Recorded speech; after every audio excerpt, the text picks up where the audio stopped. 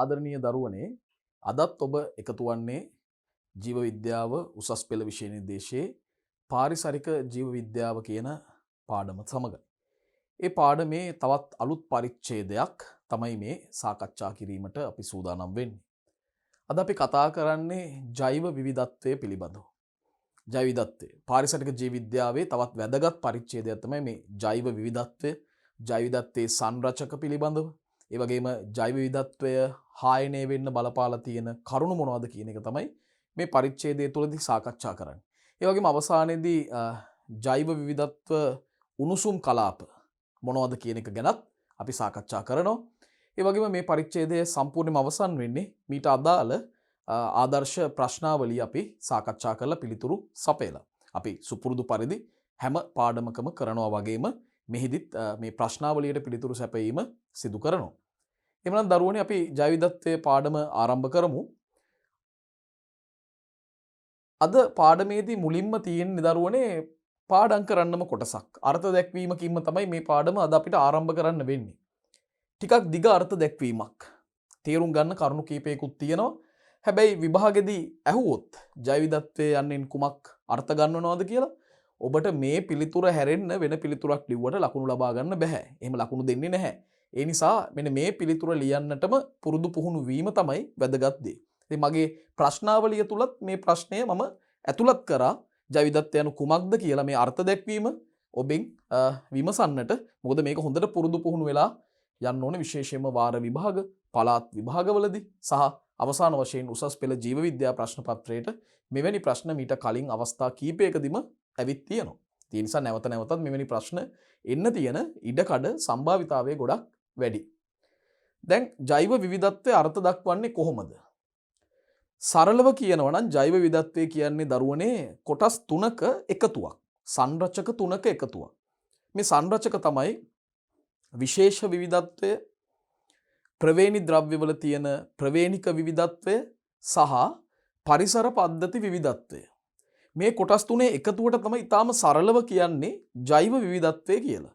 ඒ අනුව ජෛව විවිධත්වයේ වනාහි සංරචක තුනක එකතුවක්. ප්‍රවේණි විවිධත්වය, විශේෂ විවිධත්වය සහ පරිසර පද්ධති විවිධත්වය. නමුත් ওই විදිහට සරලව අර්ථ දැක්වීමක් ඔබෙන් අපේක්ෂා කරන්නේ නැහැ විභාගෙදී. ඊට වඩා ටිකක් සංකීර්ණ පුළුල් අර්ථ දැක්වීමකට තමයි අපි දැන් මේ පිවිසෙන්නේ.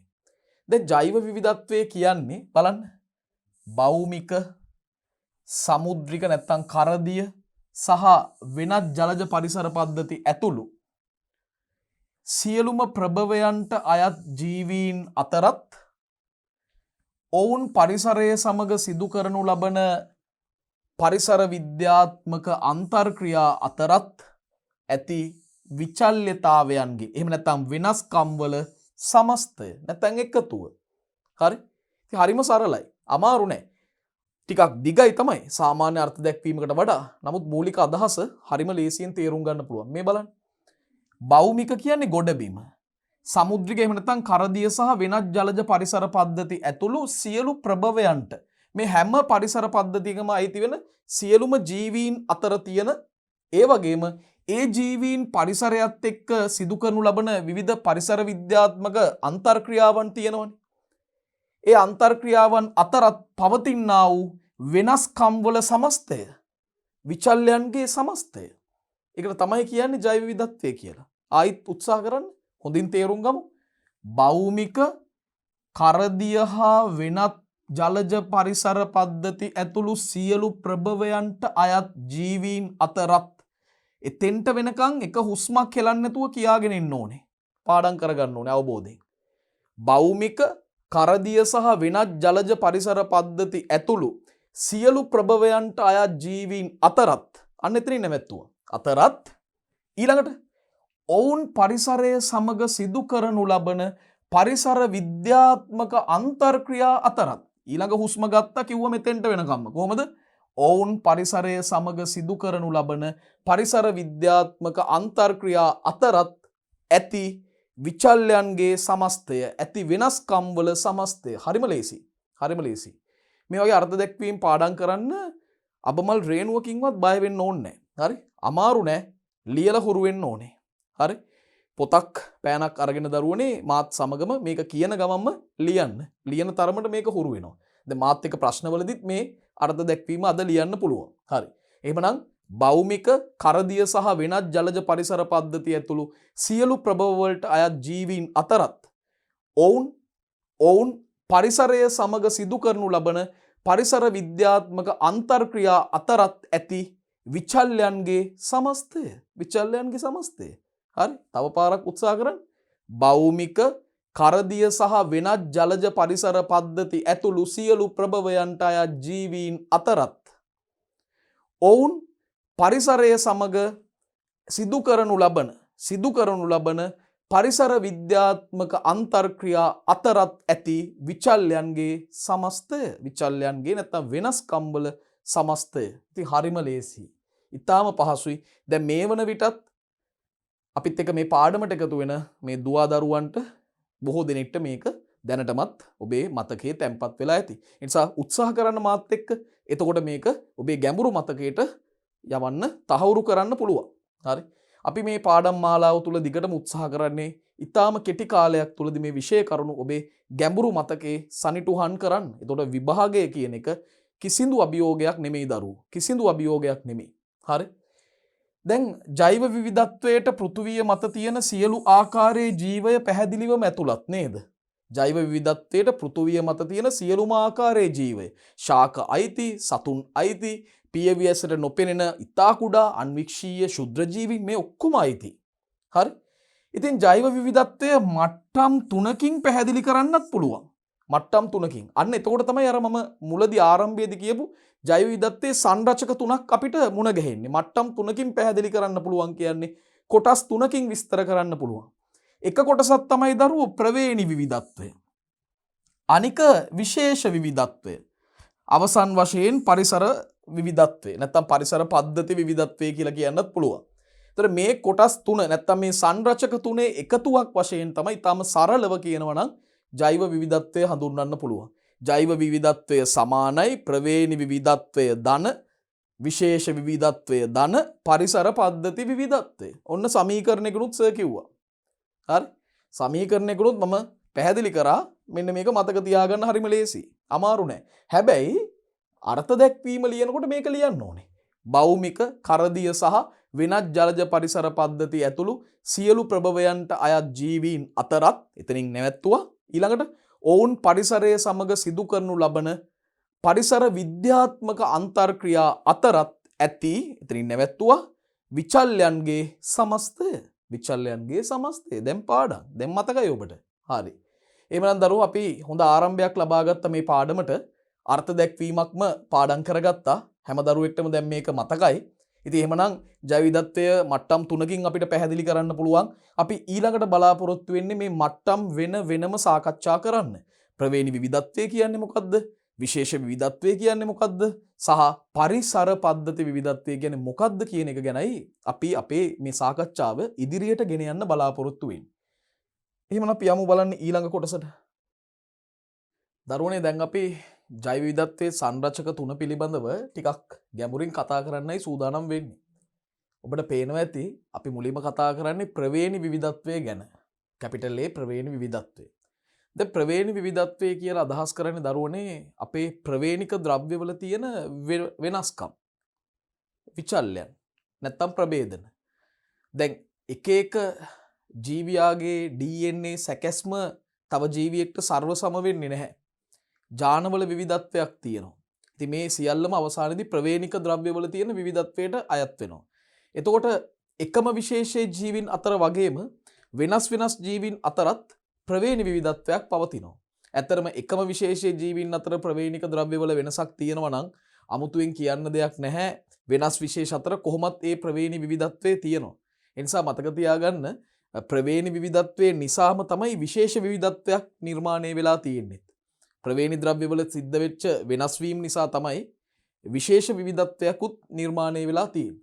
එහෙමනම් ප්‍රවේණි විවිධත්වය කියන්නේ විශේෂ අතර සහ විශේෂයක් තුල දක්නට ලැබෙන ප්‍රවේණික තොරතුරු වල පවතින විචල්්‍යතාවයේ වෙනස්කම්. ඒක හරි ලේසි පාඩම් කරගන්න.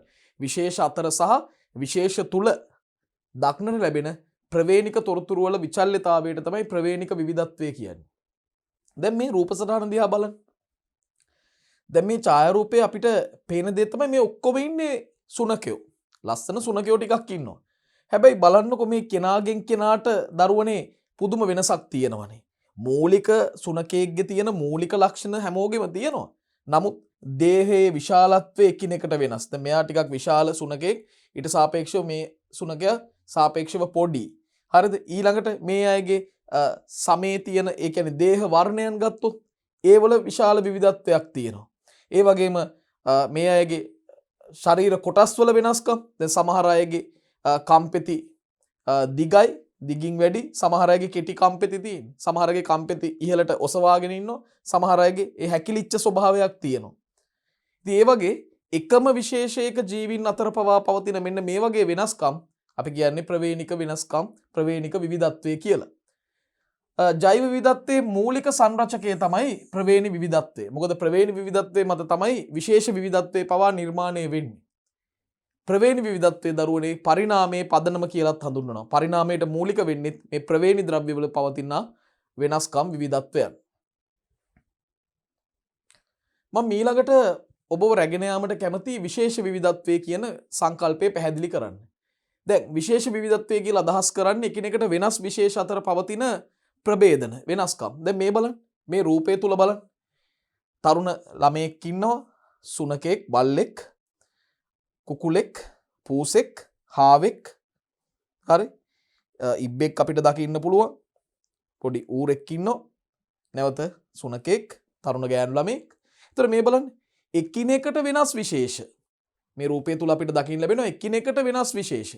ඒ අය අතර පුදුමාකාර වෙනස්කම් තියෙනවා. සුනකයෙක්ගේ සහ මිනිසෙක්ගේ පුදුම වෙනස්කම් තොගයක් තියෙනවා. ඉතින් මේ වෙනස්කම් වලට තමයි දරුවනේ අපි කියන්නේ විශේෂ විවිධත්වය. විශේෂ අතර යම් යම් ලක්ෂණ සම්බන්ධයෙන් පවතින වෙනස්කම් තමයි විශේෂ විවිධත්වය කියන්නේ. එතකොට විශේෂ විවිධත්වය කියන්නේ වෙනස් විශේෂ අතර පවතින අනික ඒවා අපිට අඳුර ගන්න පුළුවන්. දැකලා හඳුන ගන්න පුළුවන් ප්‍රභේදන අපි විශේෂ විවිධත්වය කියලා සරලව අර්ථ දක්වනවා. වෙනස් විශේෂ අතර පවතින හඳුනාගත හැකි ප්‍රභේදන තමයි විශේෂ විවිධත්වය කියන්නේ. දැන් මේ විශේෂ විවිධත්වයට විශේෂ සංඛ්‍යාව සහ ඒ විශේෂ පවතිනා වූ බහුලතාවයන් කියන සාධකත් අන්තර්ගත වෙනවා. එයට විශේෂ සංඛ්‍යාව සහ ඒවායේ බහුලතාවය ඒ විශේෂ පෘථුවිය තුල දකින්න ලැබෙන්නේ කොයිතරම් ප්‍රමාණවලින්ද අඩු වැඩි ප්‍රමාණ වශයෙන් අපිට මේ ගැන විමසිලිමත් වෙන්න පුළුවන්. එමනම් විශේෂ විවිධත්වය ගැනත් අපි සාකච්ඡා කරපු නිසා ඊළඟ මම යොමු වෙනවා පරිසර පද්ධති විවිධත්වය කියන අවසාන සංරචකයට. ජෛව ලෝකයේ වාසස්ථානවල ප්‍රජා ජීවී ප්‍රජාවන් සහ ජෛව ලෝකයේ වාසස්ථානවල ජීවී ප්‍රජා සහ පාරිසරික ක්‍රියාවලිවල විවිධත්වය තමයි මේකට අයිති වෙන්නේ. පරිසර පද්ධති විවිධත්වය කියලා අදහස් කරන්නේ ජෛව ලෝකයේ වාසස්ථානවල ජීවී ප්‍රජාවන් සහ පාරිසරික ක්‍රියාවලිවල විවිධත්වය. ඒක තමයි පරිසර පද්ධති විවිධත්වයට අයිති වෙන්නේ. එතකොට ලෝකේ තියෙන පෘථුවියේ තියෙන ජෛව විවිධත්වයේ විශාලම මට්ටම තමයි මේ පරිසර පද්ධති විවිධත්වය. මොකද මෙතෙන්ට අයිති වෙනවා ජීව ප්‍රජාවන් සහ ඒ පරිසරය තුල සිද්ධ වෙන පාරිසරික ක්‍රියාවලි. එතකොට මේක පුළුල් මට්ටමක් ලෙසයි සලකන්නේ. ඒ නිසා පරිසර පද්ධති විවිධත්වය කියන්නේ ජෛව විවිධත්වයේ විශාලම මට්ටම. පරිසර පද්ධති තුල විශේෂ විවිධත්වය, ප්‍රවේණි විවිධත්වය යන දෙකම අන්තර්ගතයි. ඉතින් ඇත්තනේ මොකද ජීව විශේෂ ජීවත් වෙන්නේ මේ පරිසර පද්ධතිය ඇතුළෙමයි. ඒ ජීව විශේෂවල සෛලවල තමයි මේ ප්‍රවේණික ද්‍රව්‍ය තැම්පත් වෙලා තියෙන න්‍යෂ්ටි. එතකොට ප්‍රවේණික විවිධත්වයත් විශේෂ විවිධත්වයත් දෙකම පරිසර පද්ධති ඇතුළේ තමයි දකින්න ලැබෙන්නේ. ඒ නිසා සමස්තයක් වශයෙන් ගත්තම පරිසර පද්ධති විවිධත්වයේ තමයි විශාලතම මට්ටම විදිහට සලකන්නේ. ජෛව විවිධත්වයේ සංරචක තුනෙන් ලොකුම මට්ටම තමයි පරිසර පද්ධති විවිධත්වය. දැන් පරිසර පද්ධති විවිධත්වය ගෝලීය පරිමාණයෙන් සැලකූ විට ඒ කියන්නේ සමස්ත පෘථුවියම සලකලා පරිසර පද්ධතිවල විවිධත්වය ගැන සැලකුවොත් අපිට මතක් වෙන විශේෂ පරිසර පද්ධති කීපයක් තියෙනවා. බලන්න මේවල එකිනෙකට වෙනස් නේද ස්වභාවය, ක්‍රියාකාරීත්වය, කාන්තාරයක් වගේ නෙමෙයි වනාන්තරයක්. සහරා කාන්තාරයේ තියෙන තත්ත්වේ නෙමෙයි සිංහරාජ වනාන්තරය තුල දකින්න ලැබෙන්නේ. ඒ තත්ත්වේ නෙමෙයි අප්‍රිකාවේ සැවානා තනබිම් වල දකින්න ලැබෙන්නේ. ඒ තත්ත්වේ නෙමෙයි මුතුරාජ වෙල ආන විලුන්දාව වගේ මේ තෙත්බිම් වල දකින්න ලැබෙන්නේ. ඒ තත්ත්වයට වඩා පැසිෆික් සාගරයේ තත්ත්වය වෙනස්, ඉන්දියන් සාගරයේ තත්ත්වය වෙනස්. බලන්න. එතකොට පරිසර පද්ධතිවල පුදුම විවිධත්වයක් තියෙනවා. කාන්තාර පරිසරයක් සහ සාගර පරිසරයක් කියන්නේ සම්පූර්ණයෙන්ම වෙනස්. ඒ පරිසරවල ඒ පරිසරයටම ආවේනික ජීව විශේෂ වාසය කරන්නේ. ඒ පරිසරවලට බලපාන දේශගුණික තත්ත්ව එකිනෙකට වෙනස්. හරි. ඒ වගේ විශාල කලාපයක පරිසර පද්ධති තුල මේ විවිධත්වය අපිට පැහැදිලි කරන්න පුළුවන්. එසේම ප්‍රාදේශීයව සැලකූ විට එය විවිධ පරිසර ආකාරවලට පැහැදිලි කරන්නත් පුළුවන්. ප්‍රාදේශීයව සැලකුවත් මේක විවිධ පරිසර අණුව අපිට විභේදනය කරලා පැහැදිලි කරන්න මේ පාරිසරික පද්ධති විවිධත්වයේ හැකියාවක් තියෙනවා. අපි එම්නම් ප්‍රධාන ජෛව විවිධත්ව සංරචක ගැන කතා කරපු නිසා එයින් පසුව ඊළඟට තවත් අලුත් මාතෘකාවකට ප්‍රවිෂ්ඨ වෙන්න සූදානම්. ඒ තමයි ජෛව විවිධත්වයේ වටිනාකම සහ වැදගත්කම. ඉතාම වැදගත් මාතෘකාවක් දරුවෝ. ජෛව විවිධත්වයේ වටිනාකම සහ වැදගත්කම. බලන්න. ජෛව විවිධත්වයේ එක් සංරචක වන ප්‍රවේණි විවිධත්වය, විශේෂ විවිධත්වය, පරිසර පද්ධති විවිධත්වය යන ඒවා මානව සමාජයේ පුළුල් වපසරියක ද්‍රව්‍ය හා සේවාවන් සපයා දේ. මේ ජෛව විවිධත්වයේ සංරචක තුන මානව සමාජයට පුළුල් වපසරියක පුළුල් ප්‍රමාණයක ද්‍රව්‍ය සහ සේවාවන් සපයනවා මේ සංරචක තුන මගින්ම. ජාන, විශේෂ සහ පරිසර පද්ධති මිනිස් භාවිතයන්ට ඍජු ලෙස හෝ යොදා ගැනීමේ විභවයන් සහිත ජෛවීය සම්පත් ලෙස හඳුන්වනු ලබනවා. ජාන, විශේෂ සහ පරිසර පද්ධති කියන මේ සංරචක මානවයන්ගේ භාවිතයට කෙලින්ම යොදා ගන්න පුළුවන් විභවයක් සහිත හැකියාවක් සහිත ජෛව සම්පත් විදිහට අපි සලකනවා. භෝග ශාකවල නව ප්‍රභේද නිපදවීමට ශාක අභිජනනය කරන්නන් විසින් ජාන භාවිතා කරනවා. දැන් භෝග ශාකවල අලුත් මාදිලි අලුත් ප්‍රභේද නිපදවන්න වගාකරුවන්ට අභිජනනකරුවන්ට හැකියාවක් ලැබිලා තියෙනවා. එහෙම කරන්නේ මේ ජානවල පවතින විවිධත්වයේ භාවිතා කරලා. විවිධ ආහාර, ඖෂධ, තන්තු, ඉන්ධන සහ කාර්මික නිෂ්පාදන ලෙස ජීව විශේෂ රැසක් භාවිතා කරයි. සමහර ශාක ආහාර විදිහට යොදා ගන්නවා. සමහර ශාක ඖෂධ විදිහට යොදා ගන්නවා. සමහර ශාක තන්තු ලබා ගැනීමට භාවිතා කරනවා. සමහර ශාක වලින් ඉන්ධන නිපදවනවා. දැන් උක්ෂාකේ භාවිතා කරලා බ්‍රසීලේ මෝටර රථ ධාවනයට අදාළ ඉන්ධන වර්ගයක් නිපදවනවා. හරි. සමහර ජීවීන් භාවිතා කරලා විවිධ කාර්මික නිෂ්පාදන කරනවා. ජීව විශේෂ රාශියක් මේ සඳහා යොදා ගන්නවා. ශාක ප්‍රභවයන්ගෙන් ලබාගත් ධාන්‍ය වර්ග, එළවලු, පළතුරු ආදියද සත්ව ප්‍රභවයන්ගෙන් ලබාගත් මස්, මාළු, කිරි, බිත්තර, ඒ වගේම කිරි ආශ්‍රිත නිෂ්පාදන අපිට මේකට හොඳ උදාහරණ විදිහට ගන්න පුළුවන්. මීට අයත් වන ආහාර. දැන් ජෛව විවිධත්ව නිෂ්පාදන වලින් අස්වනු නෙලාගත හැකි අතර ඒවා විධිමත් ලෙස වෙළඳපළ හරහා යැවීමකින් තොරව ඍජුවම පරිභෝජනය කිරීමටත් හැකියාවක් තියෙනවා. ජෛව විවිධත්ව නිෂ්පාදන වලින් අස්වනු නෙලා ගන්න පුළුවන් වගේම ඒවා විධිමත් ලෙස වෙළඳපොළ හරහා යැවීමකින් තොරව අපිට ඍජුවම පරිභෝජනය කරන්නත් පුළුවන්. දැන් උදාහරණයක් වශයෙන් කියනවා නම් පළතුරු, මාළු, කෑමට යෝග්‍ය මුල් වර්ග, පත්‍ර වර්ග, ඇට වර්ග, මල්, මස්, සත්ව නිෂ්පාදන වන කිරි වර්ග, ඒ වගේම මී පැණි, ඊළඟ දැව, දර, තන්තු, ලොම්, ඉටි, රෙසින, රබර්, සේද සහ සැරසිලි ද්‍රව්‍ය, පාරම්පරික ඖෂධ. මේ දේවල් වෙළඳ පොළට ඍජුවම යැවීමකින් තොරවත් අපිට පරිභෝජනයට ගන්න පුළුවන්. සමහර නිෂ්පාදන අස්වනු නෙලාගෙන විධිමත් ලෙස වෙළඳ පොළක් හරහා යවල භාවිතයට ගන්නත් පුළුවන්. දැන් මුලින් සඳහන් කරපු දේවල් වෙළඳ පොළට යවන්නේ නැතුව උනත් ඍජුවම ප්‍රයෝජනෙට ගන්න පුළුවන්. අපිට ගහකින් අඹ ගෙඩියක් කඩාගෙන ඒ අඹ ගෙඩිය හොදලා සුද්ධ කරලා කන්න පුළුවන්. අපිට අඹ ගෙඩිය වෙළඳ පොළට ගිහිල්ලා මුදල් දීලම ගන්න ඕනේ නැහැ. ඍජුවම ලබා ගන්න පුළුවන්. හරි? අපිට යම්කිසි ඇට වර්ගයක් ඒ ශාකයෙන්ම ලබා ගන්න පුළුවන්. හරි? පැහැදිලිද? හරි? අපිට ලොම් අවශ්‍ය නම් ඒ දේ සතෙක්ගෙන් ලබා ගන්න පුළුවන්. ඍජුවම ගන්න පුළුවන්. අපිට රබර් ගහෙන් රබර් කිරි කැපීමක් කරලා ඒ රබර් කිරි අරගෙන අපිට යම් නිෂ්පාදනයක් හදාගන්න පුළුවන්. ඒක වෙළඳපොළට යවන්නම අවශ්‍ය නැහැ. හරි. එහෙමනම් දරුවනේ සමහර නිෂ්පාදන අස්වනු නෙලාගෙන ඒක විධිමත් ලෙස වෙළඳපොළක් කරහා යවලා වාණිජමය වශයෙන් භාවිතයට ගන්නත් පුළුවන්. ආහාර, රෙදිපිලි, සම්, සේද, කඩදාසි, පල්ප වැනි බොහෝ කර්මාන්ත ජෛවීය සම්පත්වල ඍජු භාවිතයන් මත පදනම්ව පවතිනවා. පරිසර පද්ධති මගින් බොහෝ සේවාවන් සපයන අතර ඉතා වැදගත් කරුණක් පරිසර පද්ධති මගින් ගොඩාක් සේවාවන් අපිට ලබා දෙනවා සපයනවා.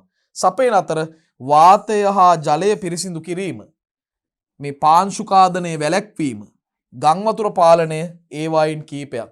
බලන්න හරිද? අපෙන් 1 රුපියලක්වත් ගන්න නැතුව වාතය ජලය පිරිසිදු කරන්න පරිසරයේ කොච්චර දායක වෙනවද? පාංශුකාදනයේ වළක්වන්න කොච්චර දායක වෙනවද ශාක? ගං වතුර තත්ත්වයන් පාලනය කරන්න මේ පරිසරයේ කොච්චර දායක වෙනවද පරිසර පද්ධති? ඒ නිසා අපිට ඉමහත් සේවාවන් රාශියක් කරනවා, පුදුම සේවාවන් තොගයක්. ඉතින් එහෙයින් මානවයාගේ සහ පරිසරයේ පැවැත්ම සඳහා භාණ්ඩ හා සේවා, මෙතනදී නිෂ්පාදන සහ සේවා කියන්නත් පුළුවන්. ඒතර මේ භාණ්ඩ හා සේවා සැපයීම තුලින් ජෛව විවිධත්වයේ වටිනාකම අපිට පහදලා දෙන්න පුළුවන්. මානවයාගේ සහ පරිසරයේ පැවැත්මට විවිධ භාණ්ඩ, විවිධ සේවාවන් සැපයීම තුලින් මේ ජෛව විවිධත්වයේ කොච්චර වටිනවද කියලා අපිට අවබෝධ කරගන්නට හැකියාවක් ලැබෙනවා. ඒ ගැන අපි මේ මාතෘකාව තුල දරුවනේ සාකච්ඡා කරන්නේ. පාරිසරික සේවා වටිනාකම ඉතාම වැදගත් මාතෘකාවක්.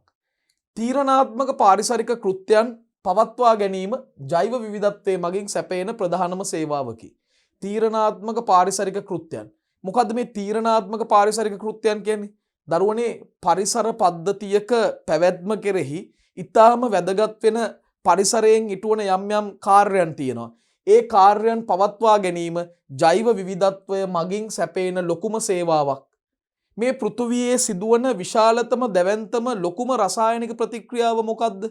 ස්වභාවික ප්‍රතික්‍රියාව. ඒ තමයි ප්‍රභා සංශ්ලේෂණය. ඉතින් ඔබ හිතන්න දරුවනේ ප්‍රභා සංශ්ලේෂණ ක්‍රියාවලිය මේ පෘථුවියේ නැති වුණා නම් ජීවින්ට ඍජුවම හෝ වක්‍රාකාරව ආහාර සපයන ක්‍රියාවලිය නැති වෙලා යනවා. එමනම් ප්‍රභා සංශ්ලේෂණය මගින් තිර කිරීමෙන් ශක්තිය අපිට ඒ ශක්තිය ලබා ගන්න පුළුවන්. ඒ වගේම අත්‍යවශ්‍ය පෝෂණ චක්‍ර පවත්වා ගැනීම මගින් මේ පරිසරයේ ජීවය පවත්වා ගන්න ඒක ලොකු දායකත්වයක් ලබා දෙනවා.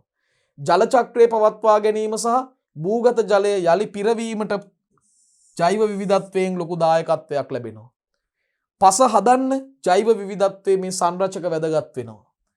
ඒ වගේම පාංශුකාදනයෙන් ආරක්ෂා කරන්න වායුගෝලයේ තෙතමනය ප්‍රතිචක්‍රීකරණය මගින් දේශගුණික තත්ත්වයන් ලෝකේ පුරා පවත්වගෙන යන්න පරිසර පද්ධති දායක වෙනවා. ජලය පිරිසිදු කරන්න දායක වෙනවා. පරාගන ක්‍රියාවලි වලට දායක වෙනවා. මේවා තමයි පරිසර පද්ධති වල සිද්ධ වෙන තීරණාත්මක පාරිසරික කෘත්‍යයන්. මේ කෘත්‍යයන් හරි ආකාරයෙන් ඉටු වුණේ නැත්නම් පරිසරය තුල ජීවය පවත්වාගෙන යන්නට අපොහොසත් වෙනවා. පරාගන ක්‍රියාවන් හරියට උනේ නැත්නම් ශාකවල ලිංගික ප්‍රජනන ක්‍රියාවලි සිද්ධ වෙන්නේ නැහැ. ජලය පිරිසිදු කිරීමක් නොවුනොත් ඒ අපිරිසිදු ජලය පානය කරොත් ජීවින්ට ඒක අහිතකර ලෙස බලපානවා. ඉතින් ඒ වගේ මේ පාරිසරික සේවාවන් පවත්වාගෙන යන්න ජෛව විවිධත්වයේ සංරචක ඉමහත් දායකත්වයක් දක්වනවා. ඉතින් ඒ නිසා මෙන්න මේ කරුණු මතක තියෙන්න ඕනේ. පාරිසරික සේවා වටිනාකම් විදිහට අපිට ලැබෙන සේවාවන් ප්‍රධාන වශයෙන්ම ප්‍රභා සංශ්ලේෂණය මගින් තිර කිරීම, අත්‍යවශ්‍ය පෝෂණ චක්‍ර පවත්වා ගැනීම, ජල චක්‍රය පවත්වා ගැනීම හා භූගත ජලය යලි පිරවීමට, ඒ වගේම පස සෑදීමට, කාදනයෙන් ආරක්ෂා කිරීමට, වායුගෝලයේ තෙතමනය ප්‍රතිචක්‍රීකරණය මගින් දේශගුණය පවත්වා ගන්න, දේශගුණය යාමනය කරන්න, ජලය පිරිසිදු කිරීම සහ පරාගන කාර්යයන් සඳහා මෙවැනි පාරිසරික සේවාවන් ඉටු කිරීමට මේ ජෛව විවිධත්වයේ සංරචක දායක වෙනවා. විනෝදාත්මක වටිනාකම ජෛව විවිධත්වයේ මගින් ඊටාම විශාල සෞන්දර්යාත්මක වටිනාකමක් අපිට ලබා දෙනවා. දැන් මිනිසාගේ බලපෑමට ලක් නොවිච්ච, ඒ කියන්නේ බාධා නොවිච්ච ප්‍රදේශයන් වල භූදර්ශනයක් නැරඹීමෙන් අපිට සතුටක් වින්දනයක් ලබා ගන්න පුළුවන්. බලන්න කොච්චර ලස්සන මනස්කාන්ත පරිසරයක්ද කියලා. මේ වගේ පරිසර පද්ධති ලෝකේ හැම ප්‍රදේශයකම වගේ දකින්න පුළුවන්. අපි ශ්‍රී ලංකාව කියන්නේ ජෛව විවිධත්වයෙන් පෝසත්ම රටක්. හරි? ආර්ථික වශයෙන් පෝසත් නොවුනත් අපේ රටවල් ජෛව විවිධත්වය කියන සම්පතින් ඉතාමත්ම පෝසත් රටක්. හිතලා බලන්න දරුවනේ පැය කීපයක් ඇතුළත ඔබට වෙනස් දේශගුණික තත්ත්වවලට යන්න ඒ දේශගුණික තත්ත්ව අත්දකින්න වෙන රටකට හැකි වේද කියලා වෙන රටකදී හරි පැය කීපයක් තුල මේ කොළඹ දිස්ත්‍රික්කයේ ඉන්න දරුවෙක්ට නුවරඑළියට යන්න පුළුවන්. එතකොට එතන තියෙන අර ශීත සෞම්‍ය දේශගුණික තත්ත්වයන්ට හුරු වෙන්න පුළුවන්. ඒ අත්දැකීම ලබා ගන්න පුළුවන්. ඒ වගේම පැය කිහිපයකින් ඔබට ටිකක් උණුසුම් ප්‍රදේශයකට යන්න ත්‍රිකුණාමලය අම්පාර මඩකලපු වගේ ටිකක් වැඩි උෂ්ණත්වයක් පවතින වියලි කලාපයට ඔබට යන්න පුළුවන්. පැය කිහිපයක් ඇතුළත යන්න පුළුවන්. හරි. ඉතින් ඒ වගේ එකිනෙකට වෙනස් දේශගුණික තත්ත්ව පවතින විවිධාකාර පරිසර පද්ධති මේ අපේ රටේ දකින්න පුළුවන්. ඉතින් ඒතකොට මිනිසාගේ බාධා වීම් වලට මානව බලපෑම් වලට ලක් නොවිච්ච මේ වගේ ලස්සන පරිසර පද්ධති දැකීමෙන් ඒක මනසටත් ලොකු සහනයක්. මනසටත් ලොකු සහනයක්. ඒ නිසා මානසික වශයෙන් මෙවැනි භූදර්ශන දැකීමෙන් සතුටක් ලබා ගන්න පුළුවන් වගේම මේ ස්ථානවල ඉන්න ජීවීන් නැරඹීම විශේෂයෙන් පක්ෂීන් නැරඹීම ඒ අයව ඡායාරූපකරණය අපි මේකට කියන්නේ වනජීවි ඡායාරූපකරණය වගේ විනෝදාංශ වල නිරත වීමට පුළුවන්. මතක තියාගන්න ලෝකේ ලොකුම විනෝදාංශය මොකද්ද? අංක 1 ලොකුම විනෝදාංශය ඡායාරූපකරණය. හරි? වනජීවි ඡායාරූපකරණයේ ඉඳලා ඔබ ලබා ගන්නා සෙල්ෆි ඡායාරූපයක් දක්වා මේ සියල්ලම ඡායාරූපකරණයට අයිති වෙන්නේ. ඒ නිසා ලෝකේ වැඩිම දෙනෙක් යෙදෙන විනෝදාංශයේ ඡායාරූපකරණය. දෙවන ලොකුම විනෝදාංශය තමයි සුරතල් මසුන් ඇති කිරීම. එතකොට මෙවැනි ඡායාරූපකරණයේ වගේ ලෝකේ වැඩිම දෙනෙක් කරන විනෝදාංශයකට සහයෝගය දක්වනවා මේ වගේ පරිසර පද්ධති. ජෛව විවිධත්වයේ විවිධ සංරචක මෙවැනි ඡායාරූපකරණයේ වැනි විනෝදාංශ වලට පක්ෂීන් නැරඹීම වගේ විනෝදාංශ වලට ඒ වගේම මෙවැනි භූදර්ශන නැරඹීමෙන් මානසික සතුටක් ලබා ගන්නට දායක වෙනවා. ඒ නිසා විනෝදාත්මක වටිනාකමක් මේ ජෛව විවිධත්ව සංරචක මගින් අපට සපයනවා. කාව්‍ය නිර්මාණය. තවත් මේක පුළුල් ලෙස කතා කරොත් කාව්‍ය නිර්මාණය, චිත්‍ර ඇඳීම, නර්තනය වැනි කලාත්මක කටයුතු සඳහා නිර්මාණාත්මක අදහස් ජෛව විවිධත්වයෙන් සපයනවා. දරුවනේ ඊටාම මනස්කාන්ත පරිසරයකට ගියාම Tamanට තමන්ගේ හිතට විවිධ කවි සිතුවිලි පහළ වෙන්න පුළුවන්. දක්ෂ චිත්‍ර අඳින්න පුළුවන් දරුවෙක්ට තමන් ඉදිරියේ දකින්න ලැබෙන දර්ශනය මනා චිත්‍රයකට නගන්න පුළුවන්. හරි? දැන් මේ බලන්න මේ සංචාරකයන් කීප දෙනෙක් අපේ අභය භූමියකට ගමන් කරලා වනෝද්‍යානයකට ගමන් කරලා ඔවුන් ඡායාරූපකරණයේ යෙදෙනවා. ලස්සන අලි ඇතුන් කීප දෙනෙක් ඉන්නවා. ඒ අයව ඡායාරූපකරණය කරනවා. තව ටිකක් දුරින් ඉඳලා දක්ෂ චිත්‍ර ශිල්පියෙක්ට මෙවැනි දර්ශනයක් චිත්‍රයට නගන්න පුළුවන්. චිත්‍රයට නගන්නත් පුළුවන්. හරි? ඒ නිසා මෙවැනි කලාත්මක කටයුතු සඳහා අවශ්‍ය වන්නා වූ නිර්මාණාත්මක අදහස් ලබා ගන්නට ජෛව විවිධත්වයේ සහයෝගය දෙනවා. සමහර නිර්මාණකරුවන්ට අපි කියමු උදාහරණයක් වශයෙන් ටෙලිනාට්‍ය චිත්‍රපටි නිර්මාණය කරන අයට මේ පරිසරයේ ඊටාම දැකුම් කළු ස්ථාන තෝරගන්න පුළුවන් තමන්ගේ චිත්‍රපට ටෙලිනාට්‍ය රූගත කරන ස්ථාන විදිහට. එතකොට ඒ ස්ථාන තෝරා ගැනීමෙන් තමන්ගේ කලා නිර්මාණයට විශාල ආලෝකයක් ලැබෙනවා. දැන් ජෛව විවිධත්වයේ මගින් පාරිසරික සංචාරක ව්‍යාපාරයේ දිරිගැන්වීමේ හැකියාවක් තියෙනවා. දැන් එවැනි අවස්ථාවක් තමයි මේ තියෙන්නේ. මේ දේශීය සංචාරකීන් වගේ යම්කිසි වනෝද්‍යානයකට ඇතුල් වෙනවා. එතනදී සංචාරකීන්ට ටිකට් පතක් මිලදී ගන්න වෙනවා මේකට ඇතුළත් වීමට. ඒ වගේම මේ සෆාරි ජීප් වලට යම්කිසි මුදලක් ගෙවන්න වෙනවා. ඉතින් ඒ මත මේ සංචාරකීන් ප්‍රදානය කරන මුදල් වලින් තමයි මේ ආශ්‍රිතව විශාල පිරිසක් තමන්ගේ ජීවනෝපාය සපුරගන්නේ. ඒ වගේම මේ සංචාරකීන්ගේ ලැබෙන මුදල් යොදවන්න පුළුවන් මේ වනෝද්‍යානවල පැවැත්මට ඒ වනෝද්‍යානවල විවිධ කටයුතු සංවර්ධනය කිරීම සඳහා භාවිතා කරන්න පුළුවන්. එතකොට ජෛව විවිධත්වයේ නැරඹීමට තමයි මේ අසිරිය නැරඹීමට තමයි සංචාරකයෝ වෙන්නේ. ඔවුන් මේකට යම් පිරිවැයක් මූල්‍යමය වශයෙන් දරනවා. ඒ මූල්‍යමය දායකත්වය මත ගොඩනැගිච්ච ආර්ථිකයක් විවිධ රටවල් වල තියෙනවා. අපේ රටෙත් එහෙමයි. හරි. එහෙමනම් සත්වෝද්‍යාන බොටනිකල් ගාඩන්ස් කියලා අපි හඳුන්වන උද්භිත උද්‍යාන ඒ වගේම ජාතික වනෝද්‍යාන සැලසුම් කිරීමෙන් පැහැදිලිවම ආදායමක් ඉපයීමේ මාර්ගයක් නිර්මාණය වෙනවා. ඒ උපයන ආදායමෙන් විශාල පිරිසක් යැපෙනවා. විශාල පිරිසක් යැපෙනවා. ඒ වගේම ඒ ආදායම ඒ පරිසරයේ සංවර්ධනය සඳහා ඍජුවම භාවිතා කිරීමේ හැකියාවකුත් තියෙනවා. ඉතින් අපි මේ කතා කරන අද දවසේ මේ කතා කරන මාතෘකාව හරිම ප්‍රායෝගික මාතෘකාවක්. හරි, මේ විෂය කරුණු ආයාසයෙන් කටපාඩම් කරන්න අවශ්‍ය නැහැ දරුවෝ. ඊටාම හොඳින් තේරුම් ගන්න. හරි, කීප වරක්ම මේ පාඩම නරඹන්න. ඒ නැරඹීමෙන් ඔබට මේ විෂය කරුණු ගැඹුරු මතකයට යවන්නට හැකියාවක් ලැබෙනවා. ආචාර ධර්මීය වටිනාකම්. දැන් ජෛව විවිධත්වයෙන් සපේන ආචාර ධර්මීය වටිනාකම් කියන්නේ මොකක්ද? දරුවනේ හැම ජීවියෙක්ටම මිහිමත වාසය කිරීමේ අයිතියක් තියෙනවා.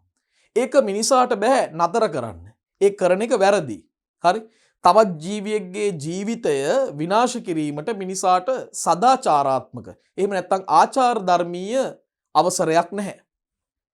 සෑම ජීවියෙකුටම මිහිමත වාසය කිරීමේ අයිතිය තියෙනවා. හරි? ඊටාම කුඩා කුහුඹුවෙක්ගේ ඉඳලා විශාල අලියතුන් දක්වා මේ හැම සතෙක්ටම පෘථුවියේ ජීවත් වීමට ආචාර ධර්මීය අයිතියක් තියෙනවා. ඒකයි මේ කියන්නේ. මිනිසා යනු අතිවිශාල ස්වභාවික නිර්මාණය තුල මේ පෘථුවිය නැමැති අතිවිශාල ස්වභාවික නිර්මාණය තුල ඉන්න ඊටාම කුඩා අංශු මාත්‍රික කොටසක්. ඒක හොඳට මතක තියාගන්න ඕනේ. අපිට පෘථුවිය පාලනය කරන්න අපිට පාලනය කරන්න මේ පරිසරයේ හැකියාවක් තිබුණට අපි ගොඩක්ම බුද්ධිමත්ම ජීවි කාණ්ඩයක් නිසා පෘථුවියේ ඉන්න තාක්ෂණිකව ගොඩාක් ඉදිරියෙන් සිටින ජීවි කාණ්ඩයක් වුණත් අපට ආචාර ධර්මීය වශයෙන් සදාචාරාත්මක අයිතියක් නැහැ තවත් සතෙකුගේ තවත් ජීවියෙකුගේ ජීවිතයට හානි කරන්නට. එතකොට මිනිසා කියන්නේ අතිවිශාල ස්වභාවික නිර්මාණය තුල ඉන්න කුඩා කොටසක් පමණයි. ස්වභාව ධර්මයට මිනිසා කියන්නේ එක කුඩා කොටසක් පමණයි. අලියා කියන්නේ තව කුඩා කොටසක්. කුහුඹුවා කියන්නේ තව කුඩා කොටසක් පමණයි. මිහිමත පැවතිය හැක්කේ කිනම් ජීවීන්දයි තීරණය කිරීමට හොඳට මතක තියාගන්න මිනිසාට අයිතියක් නැහැ. මිනිසාට අයිතියක් නැහැ. මිහිමත ඉන්න ඕනේ මෙයාලා ඉන්න ඕනේ නැහැ කියලා තීරණය කරන්න මිනිසාට කිසිදු අයිතියක් කවුරුත් පවරලා නැහැ. ඒක අමතක කරලයි බොහෝ දෙනා වැඩ කරන්නේ. ඒ නිසා ආචාර ධර්මීය වටිනාකමක් අපිට ජෛව විවිධත්වයේ මගින් සපයනවා.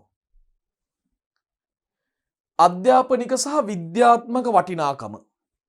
දරුවනේ වර්තමානයේ අප මුහුණ දී සිටින ගැටලු වලට විසඳුම් සෙවීමට කරන නව විද්‍යාත්මක සොයාගැනීම් ඒ වගේම තාක්ෂණික නව නිපැයුම් වලදී ජෛව විවිධත්වයේ පිළිබඳ දැනුම අපිට උපකාරී කරගන්න පුළුවන්. නෙමටෝඩාවන්, මීයන්, ප්‍රයිමේටාවන් වැනි අනෙකුත් සතුන් පිළිබඳ ඉගෙන ගැනීම මගින් මිනිස් දේහය සහ ඖෂධ වැඩි දියුණු කිරීම පිළිබඳ අවබෝධ කර ගැනීමට ඒක උපකාරී වෙනවා. දරුවනේ එන්නතක් මුලින්ම නිපදවපුවාම ඒ එන්නත එකපාරටම මිනිස්සුන්ට එන්නත් කරන්නේ නැහැ. ඖෂධයක් නිර්මාණය කරාම ටැබ්ලට් එකක් නිර්මාණය කරපුවම ඒ ටැබ්ලට් එක ඒ බෙහෙත් පෙත්ත එකවර මිනිස්යන්ට පානය කරන්න ඒක ශරීරගත කරවන්නේ නැහැ. මුලින්ම මේ සඳහා සායනික පරීක්ෂා කරනවා. පරීක්ෂා කිරීම කරනවා. අපි මේවට කියන්නේ ක්ලිනිකල් ට්‍රයල්ස් කියලා ඉංග්‍රීසි භාෂාවෙන්. මේ ක්ලිනිකල් ට්‍රයල්ස් වලදී මුලින්ම කරන්නේ ඇනිමල් ට්‍රයල්ස් කියන එක. ඒ කියන්නේ සතුන්ව භාවිතා කරලා මේ පරීක්ෂණවල යෙදෙනවා. ආගමික වශයෙන් කෙනෙක්ට දකින්න පුළුවන් මේක සත්ව හිංසනයක් නේද? පැහැදිලිවම සත්ව හිංසනයක්. නමුත් මිනිසාගේ පැවැත්ම උදෙසා හරි මෙවැනි දේවල් අත්හදා බැලීම් කරන්න වෙනවා. ඉතින් ඒ නිසා සමහර ඖෂධ අත්හදා බලන්නට වඳුරන් අයිති වෙන්නේ ප්‍රයිමේටාවන්ට, මීයන් සහ විවිධ නෙමටෝඩාවන් යොදා ගන්නවා. විශේෂයෙන්ම මේ මීයන් සහ ප්‍රයිමේටාවන් යොදාගන්නේ මොවුන් ශීරපායීම කාණ්ඩයේ ජීවීන් නිසා. විශේෂයෙන්ම ප්‍රයිමේටාවන්ට තමයි මිනිසාගේ ඥාතිත්වයක් නැකමක් තියෙන්නේ. ඒ නිසා වානරයන්ව යොදාගෙන කරන අත්හදා බැලීම් වලින් සමහර ඖෂධ වලට කරන අත්හදා බැලීම් වලින් ලබා ගන්න ප්‍රතිඵල ඍජුවම මිනිසාට භාවිතා කරන්නට පුළුවන්. හරි.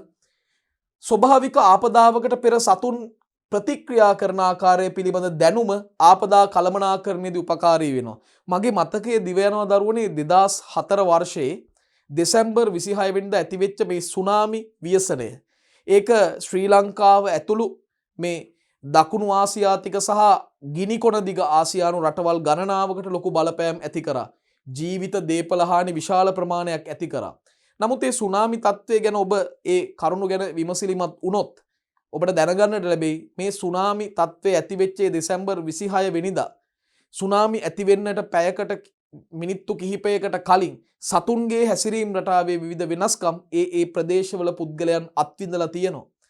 බොහෝමයක් සතුන් වෙරළ සීමාවෙන් රට ඇතුළට අභ්‍යන්තරයට ගමන් කරා. භෞමිකව ඉන්න සතුන් වෙරළ සීමාවට නිතර එන සතුන් රට අභ්‍යන්තරයට වෙරළ සීමාවෙන් ඈතට ඒගොල්ලන් ගමන් කරා. ඉතින් ඒ අය ඒ ආපදාව ගැන කලින් දැනගත්තා වගේ ඒගොල්ලන්ට සංවේදීතාවයක් ඇති වෙන්නට ඇති.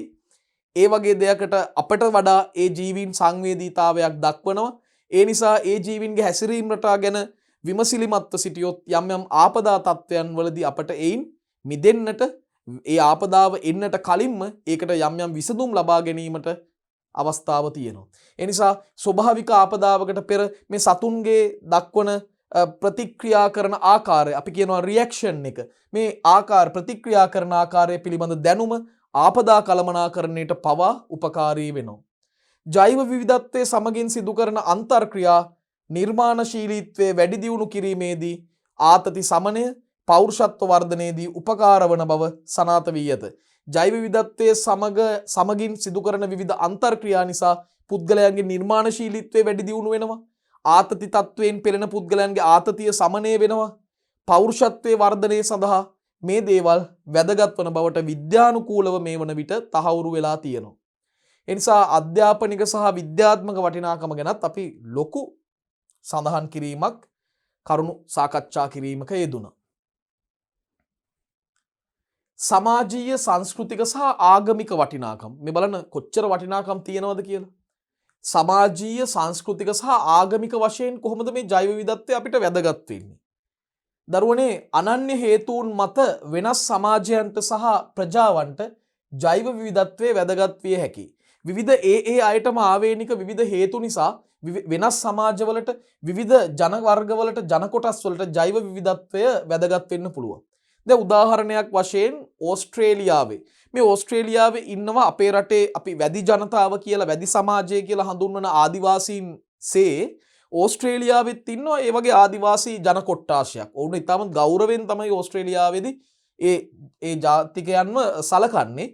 ඕස්ට්‍රේලියාවේ සමහර තෙත්බිම් ප්‍රදේශවල ඇබෝජියන් වරු අපි ඔවුන්ට කියන ඇබෝජියන් වරු කියලා ඒ ඇබෝරිජින් වලුන්ට පූජනීය භූමි විදිහට ඔවුන් සලකනවා. සමහර තෙත්බිම් ඕස්ට්‍රේලියාවේ තියෙන සමහර තෙත්බිම් ඇබෝරිජින් වරුන් සලකනවා ඔවුන්ගේ පූජනීය වැදගත් ස්ථාන විදිහට. එතකොට ඒ ස්ථානවලට සාමාන්‍ය අයට සාමාන්‍ය ජනතාවට යන්න දෙන්නේ නැහැ. යම් යම් නීති පද්ධතීන් තියෙනවා ඒ තෙත්බිම් ආරක්ෂා කර ගැනීම සඳහා. ඒ අය හිතනවා මේ තෙත්බිම් ප්‍රදේශවල ඒ අයගේ මියගිය තමන්ගේ පවුල්වල සමාජිකයන්ගේ ආත්ම අන්තර්ගත වෙලා ගැබ් වෙලා තියෙනවා. ඔවුන් තමන්ගේ රැකවරණයට ඉන්නවා කියලා විශ්වාස කරනවා මේ වගේ පරිසරවල. ඒ නිසා ඒ තෙත්බිම් ආරක්ෂා කර ගන්නට ඔවුන් සෑහෙන ක්‍රියාමාර්ග ගන්නවා. දැන් බෞද්ධයින් වශයෙන් අපට ශාක විශේෂ 28ක් පමණ ආගමික වටිනාකමක් ඇති ශාක විදිහට සලකනවා.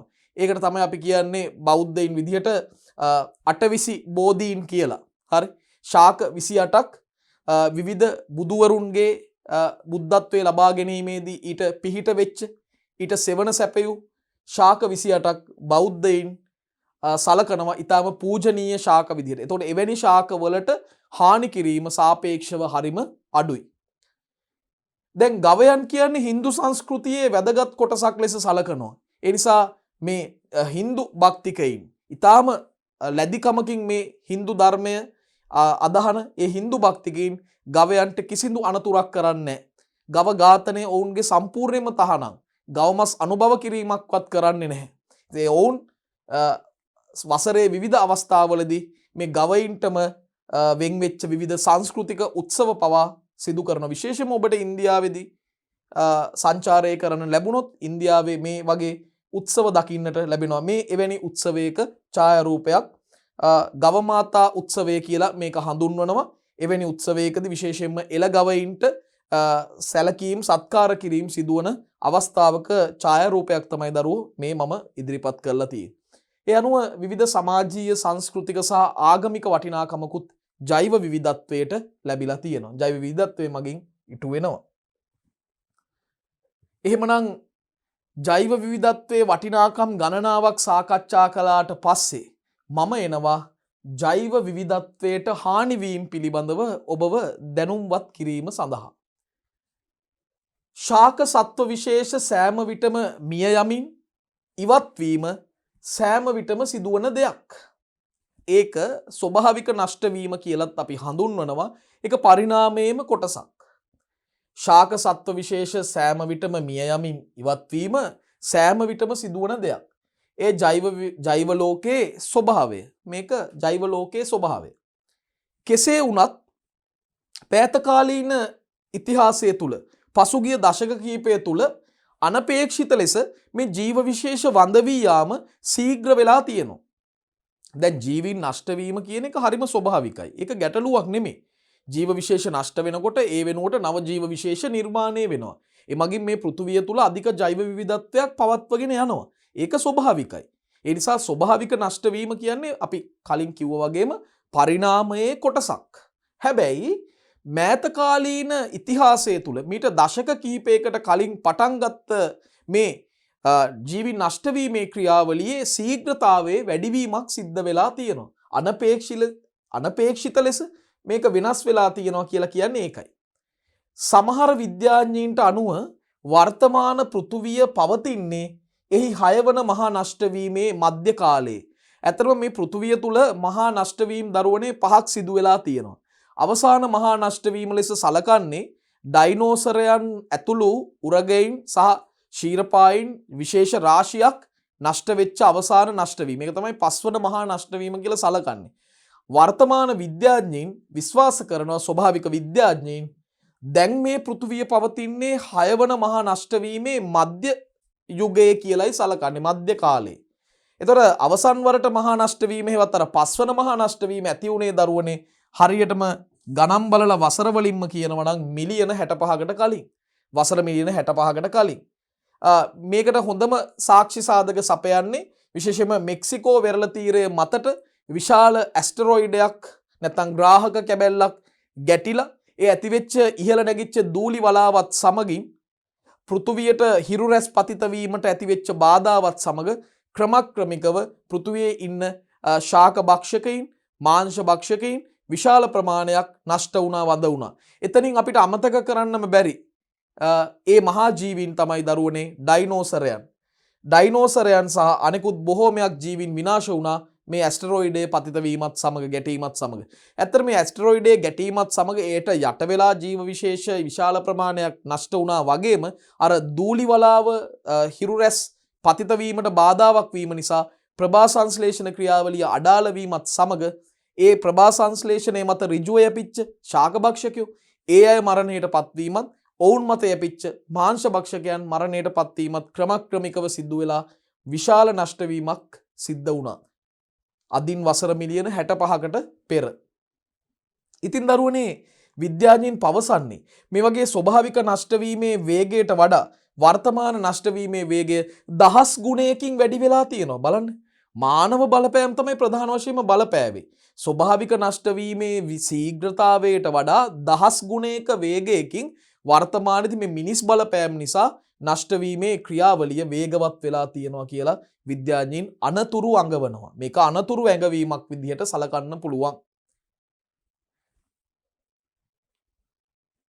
මෙයට එකම හේතුව වන්නේ අධික ජනගහනය හා සංවර්ධනය නිසා මිනිසා විසින් ජෛව විවිධත්වයේ මත ඉතා අධික ධනාත්මක නෙමෙයි ඍණාත්මක බලපෑම් ඇති කිරීමයි. බලන්න මේකට එකම මූලික හේතුව අධික ජනගහනය ඒ වගේම සංවර්ධනය නිසා මිනිසා විසින් ජෛව විවිධත්වයේ මත ඉතා අධික ඍණාත්මක බලපෑමක් ඇති කරලා තියෙනවා. ඒක තමයි මේකට මූලිකම හේතුව. සැබවින්ම මානව ක්‍රියාවන් හරහා පෘථුවියේ සියලු පරිසර පද්ධති නොසිතූ විරූ ලෙස වෙනස් වීම වලට ලක් වෙලා තියෙනවා. මේ මිනිස්සු කරන වැඩ හින්දා මේ පෘථුවියේ මෙතෙක් කල් පැවති සියලුම ස්වභාවික ක්‍රියාවන් උඩු යටිකුරු වෙන්න පටන් අරන් තියෙනවා දරුවනේ.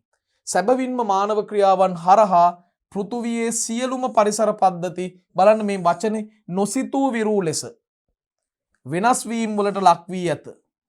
දැන් IUCN රතුදත්ත පොතට අනුව මේ IUCN රතුදත්ත පොතට අනුව කේතුදර ශාක, මඩු ශාක, උභයජීවීන්, පක්ෂීන් සහ ශීරපායි කාණ්ඩ විශේෂ වලින් 50% දක්වා ඊටාම නරක අගයක් මේක 50% දක්වා නෂ්ට වීමේ තර්ජනයට මුහුණ පාලා තිනවා. ඉතින් දරුවනේ 50%ක් නෂ්ට වෙනවා කියන්නේ තව ඉතුරු වෙලා ඉන්නේ 50%යි. මේ කොයිතරම් විශාල ප්‍රමාණයක්ද ප්‍රතිශතයක්ද කියලා බලන්න. හරි IUCN රතුදත්ත පොතට අනුව කේතුදර ශාක, මඩු ශාක, උභය ජීවීන්, පක්ෂීන්, ශීරපායි කාණ්ඩවල ඒ විශේෂ වලින් 50%ක් පමණ නෂ්ට වීමේ තර්ජනයකට මුහුණ පාලා තියෙනවා. දැන් උභය ජීවීන්, අප්‍රිකානු ශීරපායින් සහ කෘෂිකාර්මික බිම්වල පක්ෂීන් ආදී කාණ්ඩ රාශියක විශේෂ බහුතරය ඔවුන්ගේ ගහනයේ විශාලත්වයේ ඔවුන්ගේ භූගෝලීය ව්‍යාප්තියේ හෝ ඒ දෙකෙහිම පරිහානියකට මුහුණ දීලා තියෙනවා. විශේෂයෙන්ම මේ සඳහන් කරන ජීවීන් උභය ජීවීන්, අප්‍රිකාවේ ඉන්න ශීරපායි සතුන්, කෘෂිකාර්මික බිම්වල වාසය කරන පක්ෂීන් වගේ කාණ්ඩ රාශියක විශේෂ බහුතරයක් ඔවුන්ගේ ගහනයේ විශාලත්වය මේ වන විට පරිහානි වෙලා තියෙනවා. ඔවුන්ගේ ගහනයේ විශාලත්වය පරිහානි වෙලා තියෙනවා.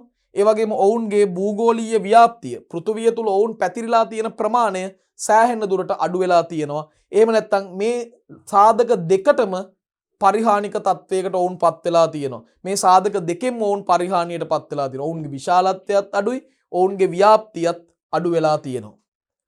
ඉතින් මේකට මූලිකම හේතුව වෙන්නේ මේ මිනිස් බලපෑම්, මානව බලපෑම් පරිසරයට අහිතකර ලෙස එල්ල වෙලා තියෙන. දරුවනේ එහෙමනම් මේ ජෛව විවිධත්වයේ මුහුණ පා ඇති තර්ජන පිළිබඳවයි මම මගේ සාකච්ඡාව මීළඟට සිදු කරන්නට සූදානම් වෙන්නේ. ප්‍රධානම තර්ජන 5ක් පිළිබඳව අපි තවදුරටත් ගැඹුරෙන් සාකච්ඡා කරන්නටයි සූදානම් වෙන්නේ.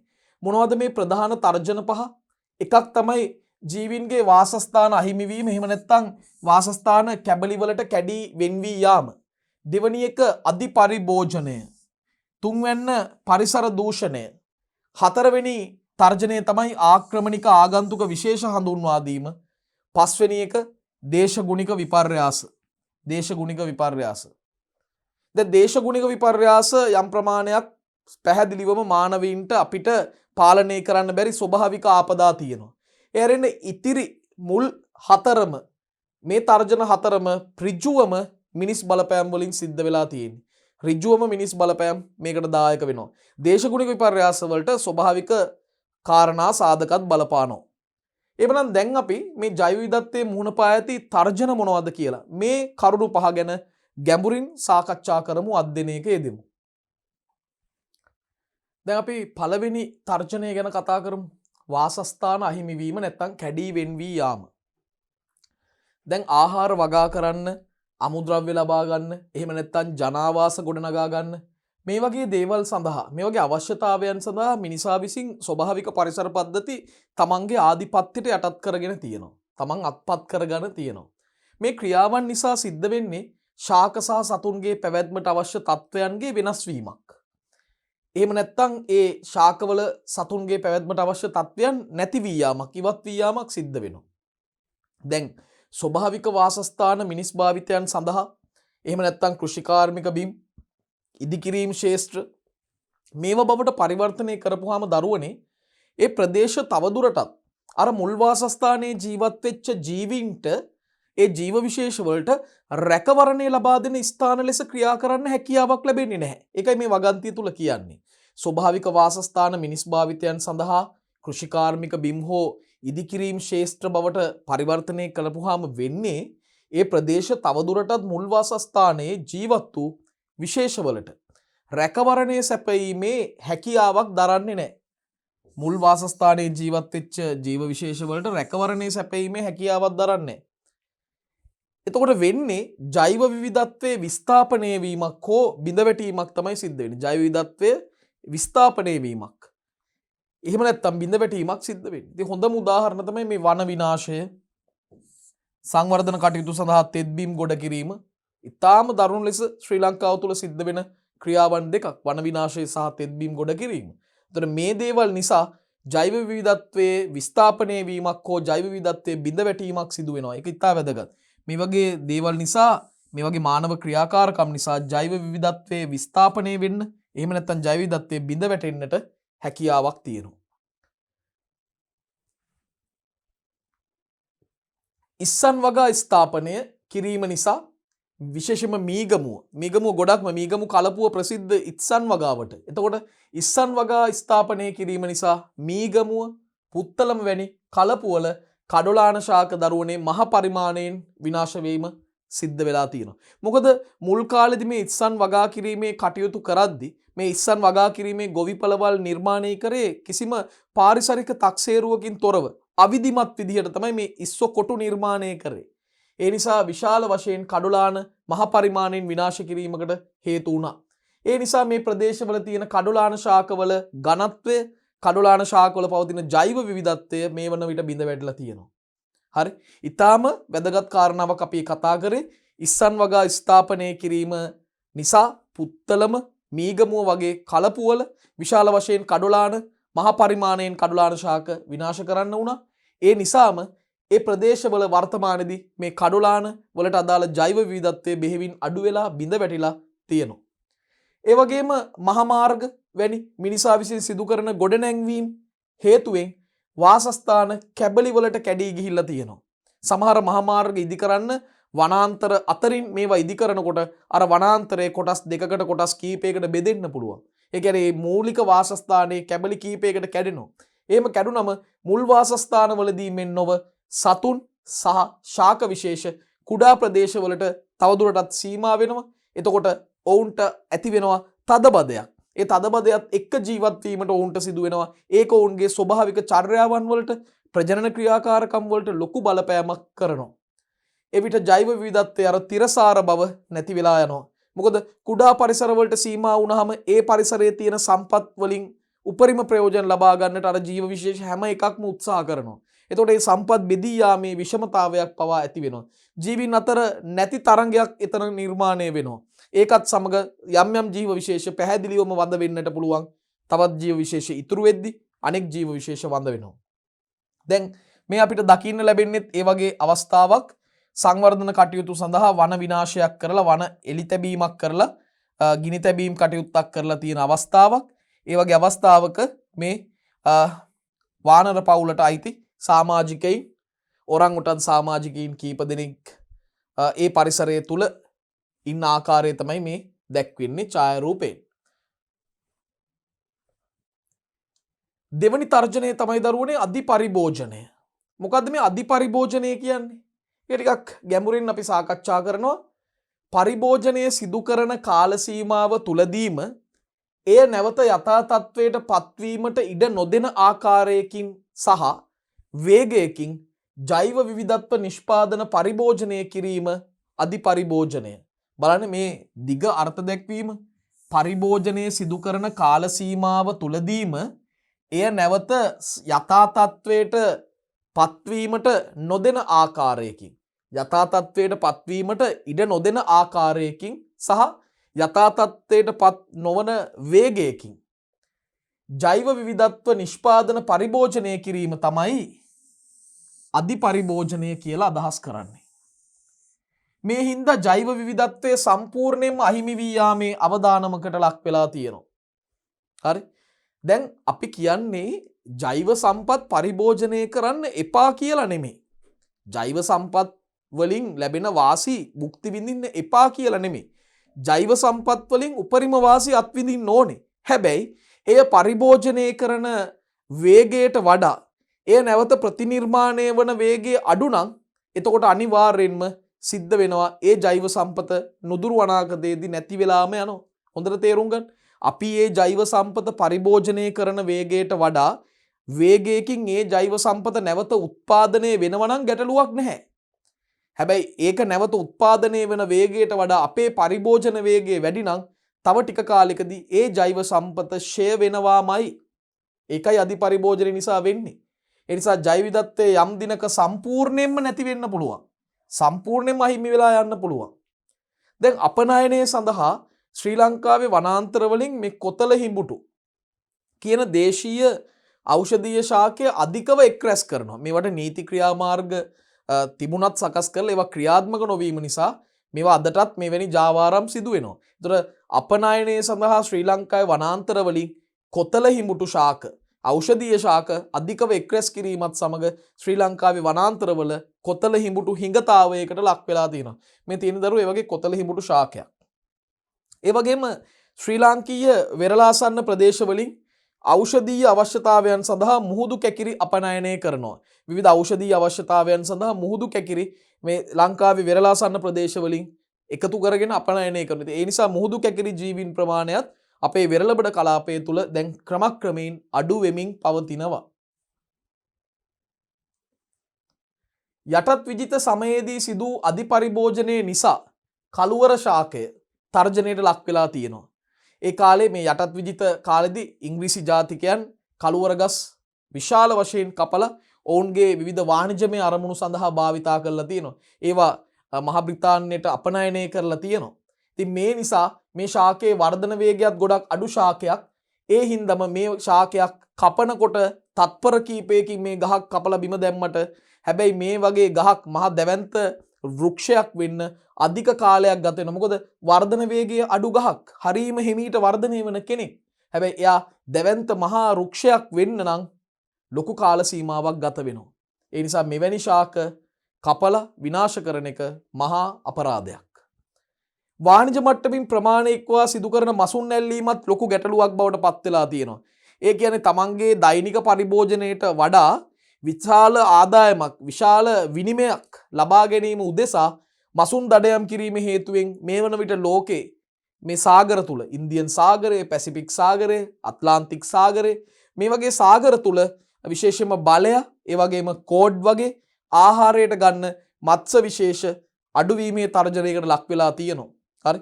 ආහාර පිණිස ගන්න මත්ස්‍ය විශේෂ වන බලය, කෝඩ් වැනි මාළු මේ අයව විශාල ගහනයක් දැන් අඩුවෙමින් යනවා කියලා සංඛ්‍යාලේඛන දත්ත අනුව පැහැදිලි වෙනවා. තුන්වෙනි තර්ජනය තමයි දරුවනේ පරිසර දූෂණය. පරිසර දූෂණය කොහොමද බලපාන්නේ මේ ජෛව විවිධත්වයට? තර්ජනයක් වෙලා තියෙන්නේ කොහොමද? පරිසර දූෂණය කියන එක සරලව අදහස් කරොත් ඒකේ තේරුම වාතයට, ජලයට, පසට ඕන් නැති දේවල්, ඒ කියන්නේ අනවශ්‍ය දේවල් එකතු වෙන්න ගත්තොත් ඒකට තමයි පරිසර දූෂණය කියන්නේ. හරි? පරිසරයට හානියක් වෙන්න ඉඩ තියෙන වාතයට, ජලයට, පසට අනවශ්‍ය දේවල් එකතු වීම තමයි පරිසර දූෂණය කියන්නේ. විශේෂයෙන්ම කෘෂි රසායනික ද්‍රව්‍ය අධිභාවිතයත් සමග ඒවා වැසි ජලයත් එක්ක හේදිලා ජලජ පරිසර පද්ධතිවලට එක් වෙලා මේ ජලජ පරිසර පද්ධතිවල පෝෂක සංයුතිය විශේෂයෙන්ම නයිට්‍රේට්, ෆොස්ෆේට් සංයුතිය ඉහළ නැංවීමත් එක්ක සුපෝෂණ තත්ත්වය සහ ඇල්ගී අතිගහන තත්ත්වයක් ඇති වෙනවා. මේ තියෙන්නේ ඇල්ගී අතිගහනයක් සිද්ධ වෙනවා. මේ ඇල්ගී අතිගහනය කියලා අදහස් කරන්නේ ජලජ පරිසරවලට නයිට්‍රේට්, ෆොස්ෆේට් අධිකව එක්රැස්වීම නිසා ඒ ජලජ පරිසරවල සයනොබැක්ටීරියා සහ හරිත ඇල්ගී ජීවීන්ගේ ගහනය අධිකව වර්ධනය වීම තමයි මේ ඇල්ගී අතිගහනය කියලා කියන්නේ. එතකොට මේ ඇල්ගී අතිගහන ක්‍රියාවලියත් එක්ක සිද්ධ වෙන ගැටලුව තමයි එවැනි ජලජ පරිසර පද්ධතිවල ජලයේ දිය වෙච්ච ඔක්සිජන් ප්‍රමාණය සෑහෙන අඩු මට්ටමක තියෙන්නේ. එහෙම වුණාම මේ ජලයේ වැඩි ඔක්සිජන් අවශ්‍යතාවයක් සහිත මත්ස්‍ය විශේෂ අනිකුත් ජලජ විශේෂවලට අවශ්‍ය ඔක්සිජන් ප්‍රමාණය නිසි පරිදි නොලැබීම නිසා විශේෂයෙන්ම අලුයම් කාලෙදී දවසේ අලුයම් කාලෙදී කියන්නේ පාන්දරට මේ ජීවීන් මරණයට පත් වෙනවා මෙවැනි ජලාශවල. අපිට උදේවරුේ ගිහිල්ලා ඒ ජලාශ පරීක්ෂා කරොත් මේ අයගේ මෘත දේහයන් දැක ගන්න පුළුවන්. මේ එවැනි සුපෝෂණයට නැත්නම් ඇල්ගී අතිගහණයට ලක් වෙච්ච ජලාශයක මැරිච්ච මත්ස්‍යයෙක් ජලය මත පාවෙන ආකාරය කොයිතරම් අභාග්‍ය සම්පන්න ක්‍රියාවක්ද මේ. පරිසර දූෂණය නිසා මෙවැනි ජීවීන්ගේ ජීවිතය පවත්වා ගැනීමට නොහැකි වෙලා තියෙනවා. ඉතින් මිනිසාට කිසිසේත්ම මම අර කලින් සඳහන් කළා වගේ පරිසරයට විවිධ වෙනස්කම් කරමින් වෙනත් ජීවීන්ගේ ජීවිතය නැති කිරීමට සදාචාරාත්මක අයිතියක් නැහැ. කඳුකර ප්‍රදේශවල තේ වගාව සඳහා කෘත්‍රිම පොහොර යෙදීමත් එක්ක ඒවා පහළට ගලාගෙන බැසගෙන ඇවිල්ලා ප්‍රදේශ රාශියක ගංගාවල තියෙන අර පිරිසිදු ජලය දූෂණය කරලා තියෙනවා. ඒ නිසා ජලයේ තත්වයේ කෙරෙහි අහිතකර ලෙස බලපෑම් ඇති කරමින් ඒ මනුෂ්‍ය භාවිතය සඳහා නුසුදුසු තත්වයකට පත් වෙලා තියෙනවා. ඒ වගේම සල්ෆර් ඩයොක්සයිඩ් අපි SO2 කියලා හඳුන්වනවා. නයිට්‍රජන් වල ඔක්සයිඩ්. මෙතන නයිට්‍රජන් වල ඔක්සයිඩ් ගණනාවක් තියෙනවානේ. නයිට්‍රජන් වල ඔක්සයිඩ් වැනි වායුන් නිදහස් කළ විට මේ වායු ජලය සමග ප්‍රතික්‍රියා කරලා ඒ වැසි ජලය ආම්ලික තත්වයකට පත් කරනවා. එතකොට මේ පතිත වෙන්නේ ආම්ලික වර්ෂාවක්, අම්ල වැස්සක්. මේ අම්ල වැසි ශාක මතට පතිත වුණොත් මොකද වෙන්නේ? බොහෝමයක් ශාකවල තියෙන අංකුර, පත්‍ර, බීජ මේවා පුලුස්සා දමනවා. මේවා විනාශ කරමින් ඒ වගේම අවසානයේදී මුල්වලට හානි කරලා සමස්ත ශාකයම මිය යාමකට හේතු වෙනවා. සම්පූර්ණ ශාකයම මරණයට පත් වෙන්න පුළුවන් මේ අම්ල වැසි වල බලපෑම නිසා. මොකද අම්ල වැසි පතිත වීමත් සමග ශාකවල අංකුරවලට, බීජවලට, බීජ පැලවලට ඇත්තරම ඒ වගේම පත්‍රවලට ලොකු බලපෑමක් සිද්ධ වෙනවා. ප්‍රභා සංශ්ලේෂණ ක්‍රියාවලිය පවා අඩාල වෙනවා මේ අම්ල වැසි මලින් විශේෂම ශාක පත්‍රවලට සිදුවන හානි නිසා. ආක්‍රමණික ආගන්තුක විශේෂ හඳුන්වා දීම තමයි ඊළඟ ජෛව විවිධත්වයට එල්ල වෙලා තියෙන තර්ජනය. දරුවනේ ආක්‍රමණික ආගන්තුක විශේෂයක් කියන්නේ ඔවුන්ගේ ස්වභාවික භූගෝලීය පරාසයෙන් පිටත ප්‍රදේශයකට හඳුන්වා දීම සහ පැතිර යාම හේතුවෙන් අර දේශීය ජෛව විවිධත්වයට එම ප්‍රදේශයේ දේශීය ජෛව විවිධත්වයට තර්ජන ඇති කරන තර්ජන එල්ල කරන ජීව විශේෂ තමයි අපි සලකන්නේ ආගන්තුක එහෙම නැත්නම් විදේශික ආක්‍රමණික ශාක විශේෂ කියලා, සත්ව විශේෂ කියලා. හරි. දැන් මේ රූපයෙන් අපිට දකින්න ලැබෙන්නේ කවුද මේ? මේ ඉන්නේ ජපන් ජබර්. මීට වසර 110කට පමණ පෙර විසිතුරු පැලයක් වශයෙන් විසිතුරු ජලජ ශාකයක් විදියට තමයි ශ්‍රී ලංකාවට හඳුන්වා දුන්නේ. හරි. බලන්න ලස්සන මලක් පිපෙන බව ඇත්ත. නමුත් මෙයා ජලජ පරිසරය පද්ධති පුදුම විදිහට ආක්‍රමණය කරලා තියෙන්නේ. අද ඔබ කොළඹ දිස්ත්‍රික්කයේ ගමන් කරොත් විවිධ ඇල මාර්ග ඔබට දකින්න පුළුවන්. බොහෝමයක් ඇල මාර්ග මේ ජල මාර්ග අවහිර කරලා තියෙනවා. විශාල ගහනයක් පැතිරිලා තියෙනවා මේ ජපන් ජබර ශාකේ. අපි බලමු මේ කියන කාරණා ටිකත්. මෙම ආක්‍රමණික ආගන්තුක විශේෂ දේශීය විශේෂ වලට එරෙහිව තරඟ කිරීම හෝ දේශීය විශේෂ ගොදුරු කර ගැනීම මගින් දේශීය විශේෂ නෂ්ට වී යාමේ තර්ජනයකට මුහුණ පාලා තිනවා, මග පාදලා තියෙනවා.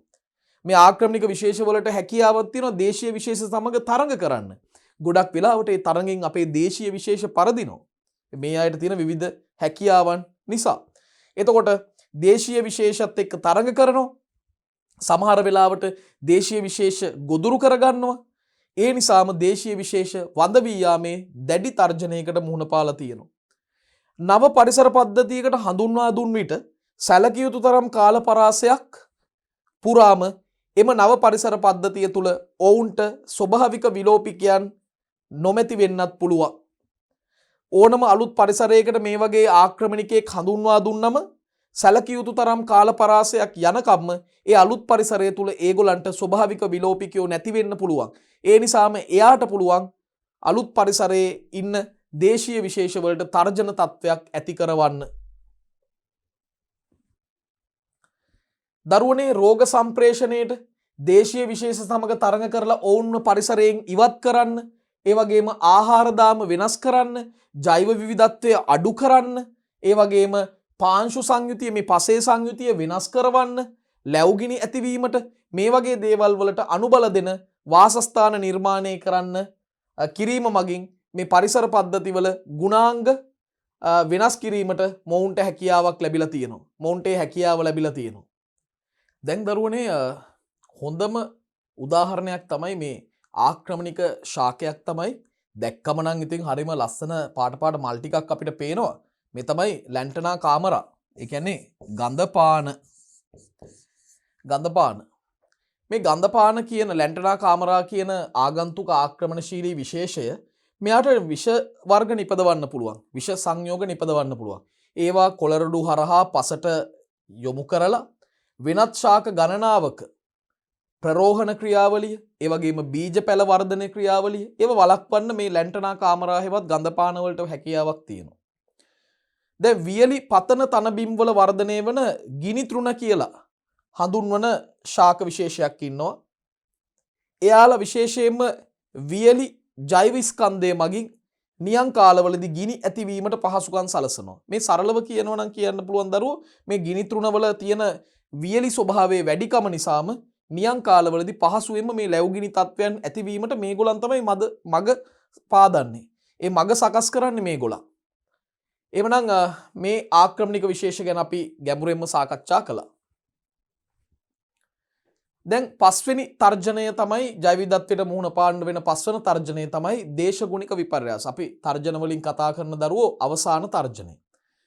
දේශගුණය විපර්යාසය දේශගුණික විපර්යාසය ජෛව විවිධත්වයේ සඳහා තියෙන ප්‍රබලතම දිගුකාලීන තර්ජනය ලෙස තමයි අනාවැකි පළ කරන්න පුළුවන් වෙන්නේ.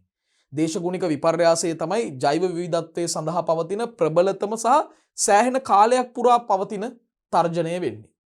දැන් උෂ්ණත්වයේ ඉහළ යාම සහ ආන්තික උෂ්ණත්ව දරුණු නියංතත්ව වැඩිවීම, ඒ වගේම මුහුදු මට්ටම ක්‍රමක්‍රමයෙන් ඉහළ යාම, වර්ෂාපතනයේ අඩුකම, ප්‍රාදේශීය ජලගැලීම් තත්ත්ව සහ මේ ප්‍රයෝජනයට ගන්න පුළුවන් ඒ ප්‍රයෝජ්‍ය ජල ප්‍රමාණය අඩුවීම නිසා පරිසර පද්ධතිවල ලොකු වෙනස්කම් සිද්ධ වෙනවා. මේ වගේ පාරිසරික වෙනස්වීම් වලට ගැළපෙන වේගයකින් බොහෝ ජීව විශේෂවලට අනුවර්තනය වෙන්න බැරි වුණොත් ඒ ජීවීන් පැහැදිලිවම නෂ්ට වීම හෝ එහෙම නැත්නම් ඒ අය අන්තරායට ලක්වීමක් සිද්ධ වෙන්න පුළුවන්. මෙහෙම වෙනස් වන පාරිසරික වෙනස්වීම් වලට ගැළපෙන වේගයකින්ම වෙනස් වෙන්න ඕනේ. එහෙම වෙනස් වෙන්න යම්කිසි ජීව විශේෂයක් අපොහොසත් වෙනවා නම් ඒගොල්ලන්ට මේ අනුවර්තන වලට ගැළපෙන විදිහට වෙනස් වෙන්න බැරි නම්, මේ පරිසරයේ වෙනස්වීම් වලට අනුව අනුවර්තනය වෙන්න බැරි නම් ඒ විශේෂ පැහැදිලිවම නෂ්ට වීම හෝ අන්තරායට ලක්වීමක් වෙනවා. අන්තරායට ලක් වෙනවා කියන්නේ නුදුරු අනාගතයේදී නෂ්ට වීමට ලොකු අවදානමක් තියෙනවා. පසුගිය ශතවර්ෂය තුල දරුවනේ ගෝලීය උණුසුම් වීම, ඒ කියන්නේ මේ සමස්ත පෘථුවියටම දැනෙන ලෙස උෂ්ණත්වයේ වැඩිවීම කැපී පෙනෙනතම පාරිසරික වෙනස්වීමකට හේතු වුණා. ඒ හේතුවෙන් භෝග විශේෂවල වර්ධන ඍතුවල වෙනස්කම් ඇති වුණා. ඒ භෝග විශේෂ ව්‍යාප්ත වෙලා තියෙන පරාසයන් වෙනස් වුණා. ඒ වගේම සතුන්ගේ ඍතුමය අභිජනන රටාවල් වල කැපී පේන වෙනස්කම් සිද්ධ වුණා. සමහර සතුන් එක එක ඍතු වලට තමයි තමන්ගේ අභිජනන ක්‍රියාවලි ප්‍රජනන ක්‍රියාවලි දක්වන්නේ. ඒවා වල පවා ඒ රටාවන්ගේ පවා වෙනස් වීම සිද්ධ වුණා මේ ගෝලීය උණුසුම ඉහළ යාමත් සමග ක්‍රමක්‍රමිකව. දරුවනේ ජෛව විවිධත්ව හානිවීම ගැන, ජෛව විවිධත්ව තර්ජන ගැන සාකච්ඡා කිරීමෙන් පසුව මම වෙනත්ම මාතෘකාවකට එනවා අපේ මේ සිද්ධාන්ත කරුණු අවසන් කිරීම සඳහා. අප දැන් සාකච්ඡා කරන්න සූදානම් වෙන්නේ ජෛව විවිධත්ව උණුසුම් කලාප ගැන. බයොලොජිකල් හොට් ස්පොට්ස් කියලයි මේක ඉංග්‍රීසි භාෂාවෙන් හඳුන්වන්නේ. වර්ෂ 1988 දී මයර්ස්, ඇත්තටම ඔහුගේ නම නෝමන් මයර්ස්. මේ නෝමන් මයර්ස් කියන පුද්ගලයා විසින් වර්ෂ 1988 දී ඉදිරිපත් කරා මේ ජෛව විවිධත්ව උණුසුම් කලාප කියන සංකල්පය. මෙතනදී මෙතුමා නිර්ණායක දෙකක් යොදා ගත්තා මෙහෙම කලාප තෝරා ගැනීම සඳහා. ඒ තමයි ඒකදේශික විශේෂවල අධික සාන්ද්‍රණයක් සහිත සහ ඒවාට අධික තර්ජනයක් සහිත ප්‍රදේශ තමයි මේ ජෛව විවිධත්ව උණුසුම් කලාප ලෙස තෝරගත්තේ. ඒ නිසා මේ නිර්ණායක දෙක ගැන ඔබ වැඩි අවධානයක් යොමු කරන්න ඕනේ. ඒකදේශික විශේෂවල අධික සාන්ද්‍රණයක් සහිත හා ඒවාට අධික තර්ජනයක් සහිත ප්‍රදේශ තමයි ජෛව විවිධත්ව උණුසුම් කලාප කියලා 1988 දී මයර්ස් විසින් විස්තර කළේ. දැන් සමස්තයක් විදියට ගත්තම දරුවෝ ශ්‍රී ලංකාව කියන්නේ ඒකදේශික විශේෂ වලින් ඊටාම සුපිරි පොහොසත් රටක්. සුපිරිම පරිසර පද්ධති ගණනාවක් තියෙන රටක්. ඒකදේශික විශේෂ අතිබහුලයි අපේ රටේ. මොකද අපේ රටේ භූමි ප්‍රමාණයට සාපේක්ෂව අප රට තුල ඉන්න ඒකදේශික විශේෂ ප්‍රමාණය සෑහෙන ඉහළ අගයක් ගන්නවා. විශේෂයෙන්ම ශ්‍රී ලංකාවේ බටහිර ප්‍රදේශය, ශ්‍රී ලංකාවෙත් බටහිර ප්‍රදේශය සහ ඉන්දියාවේ බටහිර කඳුකර ප්‍රදේශය, මේක අපි හඳුන්වනවා ඉංග්‍රීසියෙන් වෙස්ටර්න් ගාට්ස් කියලා. බටහිර ගාට්ස් කියලාත් හඳුන්වනවා. මේ බටහිර කඳුකර ප්‍රදේශය එකට සලකපුවම දකුණු ආසියාවේ තියෙන ප්‍රධානතම ජෛව විවිධත්ව උණුසුම් කලාපයක්. මේ කලාපය එකට තමයි හඳුන්වන්නේ. ඉන්දියාවේ බටහිර ගාට්ස් නැත්නම් බටහිර කඳුකර ප්‍රදේශයත් ශ්‍රී ලංකාවේ බටහිර ප්‍රදේශයත් එක්ව ගත් විට දකුණු ආසියාවේ තියෙන ප්‍රධානතම ජෛව විවිධත්ව උණුසුම් කලාපයක්. මයර්ස් විසින් මෙහෙම ජෛව විවිධත්ව උණුසුම් කලාප දරුවනේ 25ක් නම් කරා. ඒ 25න් ශ්‍රී ලංකාවත් එක කලාපයකට අයිති වෙනවා. එක ජෛව විවිධත්ව උණුසුම් කලාපයකට අයිති වෙනවා. අපේ රටේ බටහිර ප්‍රදේශයත් ඉන්දියාවේ බටහිර ගාට්ස් ප්‍රදේශයත්. ඒ දෙකම එක ජෛව විවිධත්ව උණුසුම් කලාපයකට අයිති වෙනවා. එවැනි උණුසුම් කලාප දරුවනේ 25ක් මම මේ රූපසටහන තුල ඔබට ඉදිරිපත් කරලා තිනවා. හරි. එවැනි කලාප 25ක් අපේ පෘථුවියේ දකින්න පුළුවන් මයර්ස් විසින් නම් කරලා තියෙන ආකාරයට. එහෙමනම් දරුවනේ අපි ප්‍රශ්නාවලියත් එක්ක එකතු වෙමු. ජෛව විවිධත්වය කුමක්ද? මම ඔබ සමග මේ කොටසට ලොකු වෙලාවක් අරගෙන මේක පැහැදිලි කරා. ඔබ සමග පාඩම් කරා. ඒ නිසා මම හිතනවා ඔබට මේ වන විට මේක තනිවම ලියා ගන්න පුළුවන් කියලා. මම උදව් කරන්නම්. ජෛව විවිධත්වය කුමක්ද? භෞමික, කරදිය සහ වෙනත් ජලජ පරිසර පද්ධති ඇතුළු සියලු ප්‍රභව වලට අයත් ජීවීන් අතරත් ඔවුන් පරිසරයේ සමග සිදු කරන පරිසර විද්‍යාත්මක අන්තර්ක්‍රියා අතරත් ඇති විචල්්‍යතාවයන්ගේ සමස්තයට තමයි දරුවනේ ජෛව විවිධත්වය කියලා කියන්නේ. හරි. එහෙනම් අපි පිළිතුර ගොනු කරමු. භෞමික, කරදිය හා වෙනත් ජලජ පරිසර ඇතුළු සියලු ප්‍රභව වලට අයත් ජීවීන් අතරත් ඔවුන් පරිසරය සමග සිදු කරන පරිසර විද්‍යාත්මක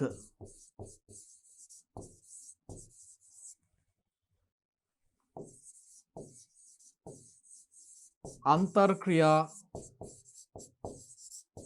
අතරත් ඇති විචල්්‍යතාවයන්ගේ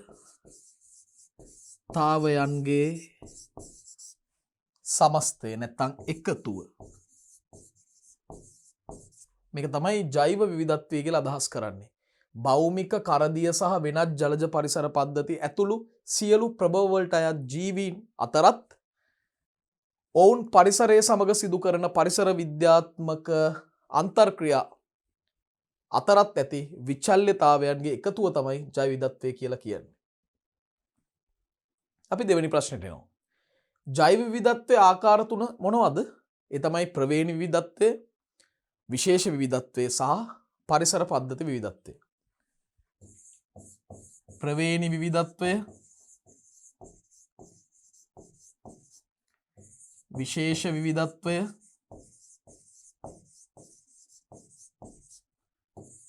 පරිසර පද්ධති විවිධත්වය.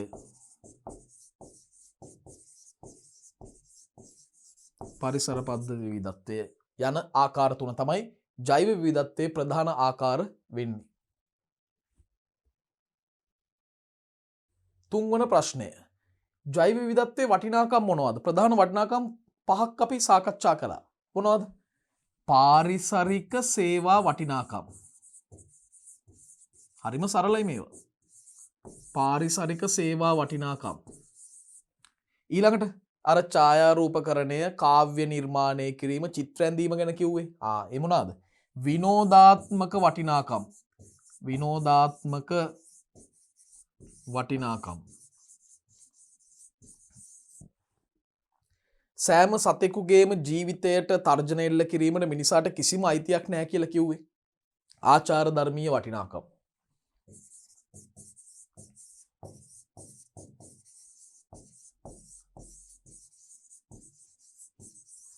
ඒ වගේම අධ්‍යාපනික සහ විද්‍යාත්මක වටිනාකම්.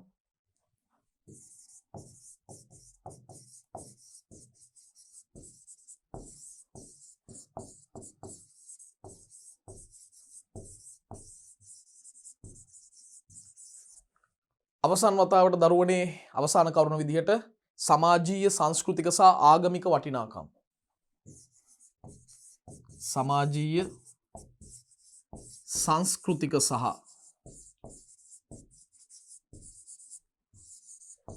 ආගමික වටිනාකම්.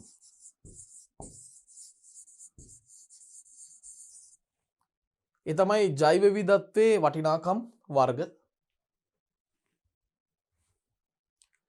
හතරවෙනි ප්‍රශ්නෙටත් අපිට යොමු වෙන්න පුළුවන්. අවසාන මහා නෂ්ටවීම සිදු වූ කාලය කුමක්ද? මීට වසර මිලියන 65කට පෙර. ඩයිනෝසර් නෂ්ට වීම වසර මිලියන 65කට පෙර වසර මිලියන 65කට පෙර තමයි දරුවනේ අවසාන නෂ්ට වීම සිද්ධ වුණේ. වසර මිලියන 65කට කලින් තමයි අවසාන නෂ්ට වීම සිද්ධ වුණේ. අපි පස්වෙනි ප්‍රශ්නයට යොමු වෙමු. ජෛව විවිධත්වයේ මුහුණ පා ඇති තර්ජන මොනවද? ප්‍රධාන තර්ජන පහක් තියෙනවා. මොනවද? ඒ තමයි වාසස්ථාන අහිමි වීම, එහෙම නැත්නම් වාසස්ථාන කැඩී වෙන් වී යාම. ඊළඟට අපිට හඳුන්වන්න පුළුවන් දෙවැනි තර්ජනයේ විදිහට ආක්‍රමණික ආගන්තුක විශේෂ හඳුන්වා දීම. ඊළඟට දරුවනේ අධිපරිභෝජනය, පරිසර දූෂණය හඳුන්වන්න පුළුවන්. ඒ වගේම අවසාන වශයෙන් දේශගුණික විපර්යාස. මේවා තමයි ජෛව විවිධත්වයේ මුහුණ පාලා තියෙන ප්‍රධාන තර්ජන. හරි, අපි ලියමු. වාසස්ථාන අහිමිවීම හෝ ඒවා කැඩී වෙන්වී යාම. දෙවැනි එක තමයි අධිපරිභෝජනය. තුන්වෙන්න පරිසර දූෂණය. පරිසර දූෂණය. හතරවෙනි ගැටලුව තමයි ආගන්තුක ආක්‍රමණික විශේෂ හඳුන්වා දීම.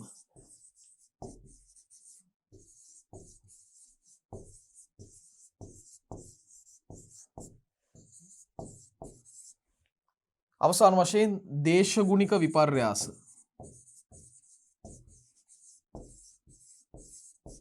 දේශගුණික විපර්යාස. මේවා තමයි ජෛව විවිධත්වයේ මුහුණ පාලා තියෙන ප්‍රධාන තර්ජන. වාසස්ථාන අහිමිවීම, ඒවා කැඩී වෙන් වී යාම, අධිපරිභෝජනය, පරිසර දූෂණය, ආගන්තුක ආක්‍රමණික විශේෂ හඳුන්වා දීම සහ දේශගුණික විපර්යාස. 6 වෙනි ප්‍රශ්නය ආගන්තුක ආක්‍රමණික විශේෂ. නැත්නම් ආක්‍රමණික ආගන්තුක විශේෂ මොනවාද? දරුවනේ තමන්ගේ ස්වභාවික භූගෝලීය පරාසයෙන් පිටත ප්‍රදේශයකට හඳුන්වා දීම හෝ පැතිර යාම මගින් දේශීය ජෛව විවිධත්වයට තර්ජන එල්ල කරන ඕනෑම විදේශීය ශාකයක් සත්වයක් අපිට ආගන්තුක ආක්‍රමණික විශේෂ කියලා හඳුන්වන්න පුළුවන්. ඒක තමයි අර්ථ දැක්වීම. හරි සරලයි. ලියමු. තම ස්වභාවික භූගෝලීය පරාසයෙන් පිටත ප්‍රදේශයකට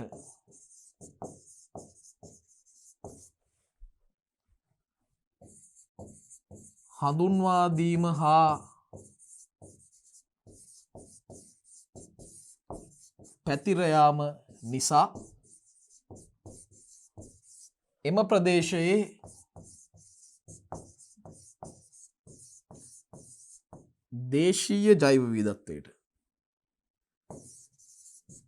දේශීය ජෛව විවිධත්වයට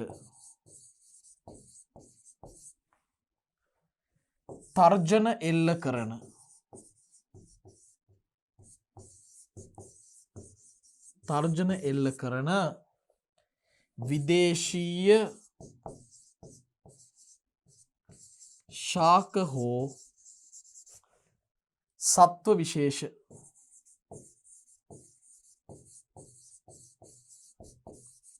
ශාක හෝ සත්ව විශේෂ තමයි අපි ආක්‍රමණික ආගන්තුක විශේෂ කියලා සලකන්නේ.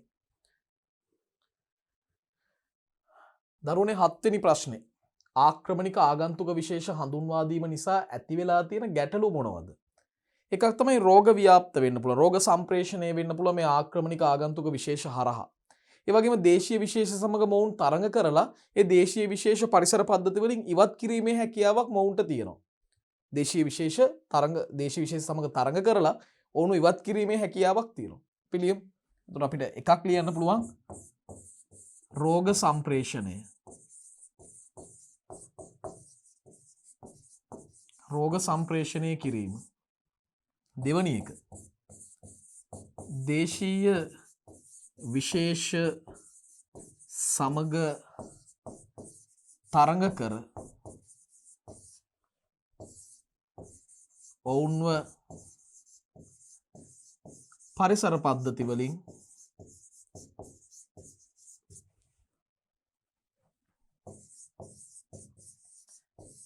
ඉවත් කිරීම.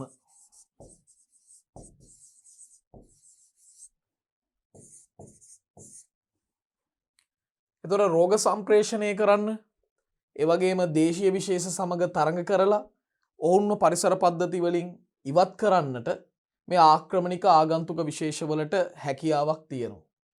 ඒ වගේම ආහාර දාම වෙනස් කරන්න හැකියාවකුත් මේ අයට තියෙනවා. අපිට ඒකත් ලියන්න පුළුවන්. ආහාර දාම වෙනස් කිරීමට හැකිවීම, ආහාර දාම වෙනස් කරන්න මොවුන්ට හැකියාවක් තියෙනවා. ඒ වගේම දරුවනේ ජෛව විවිධත්වය අඩු කරන්න, ඒ වගේම පාංශු සංයුතිය වෙනස් කරන්න හැකියාවක් මොවුන්ට තියෙනවා.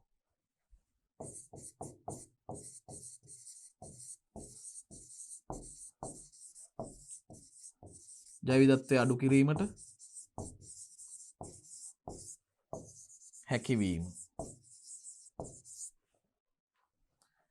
පාංශු සංයුතිය වෙනස් කිරීමට හැකිවීම,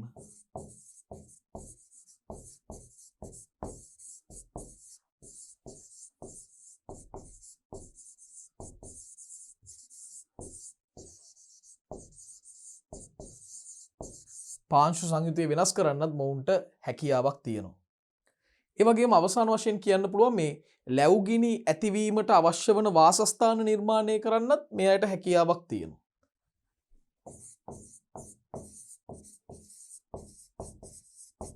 ලැබුගිනි ඇතිවීමට අවශ්‍ය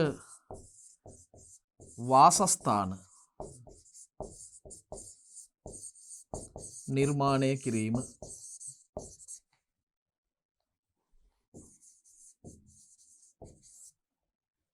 මේ තමයි ආක්‍රමණික ආගන්තුක විශේෂ හඳුන්වා දීම නිසා ඇති වෙලා තියෙන මූලික ගැටලු. 8 වෙනි ප්‍රශ්නේ ප්‍රධාන දේශගුණික විපර්යාස මොනවද? අංක 1ටව උෂ්ණත්වය ඉහළ යාම ප්‍රධානම දේශගුණික විපර්යාසය. ඒත් සමග ආන්තතික උෂ්ණත්වය නැතිවීම. ඒ වගේම නියං තත්වය දරුණු වීම, දැඩි නියං තත්ත්වය ඇතිවීම, වර්ෂාපතනය අඩුවීම අපිට දකින්න පුළුවන් දේශගුණික විපර්යාස විදිහට ගන්න පුළුවන්. ඒ වගේම මුහුදු මට්ටම ඉහළ යාම, පසේ ප්‍රයෝජ්‍ය ජල ප්‍රමාණය අඩුවීම වගේ දේවලුත් සලකන්න පුළුවන්. උෂ්ණත්වය ඉහළ යාම,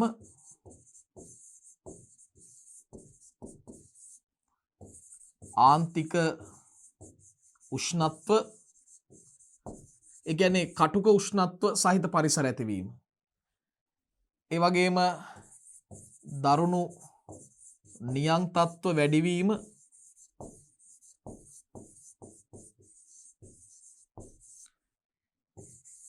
මුහුදු ජල මට්ටම් ඉහළ යාම,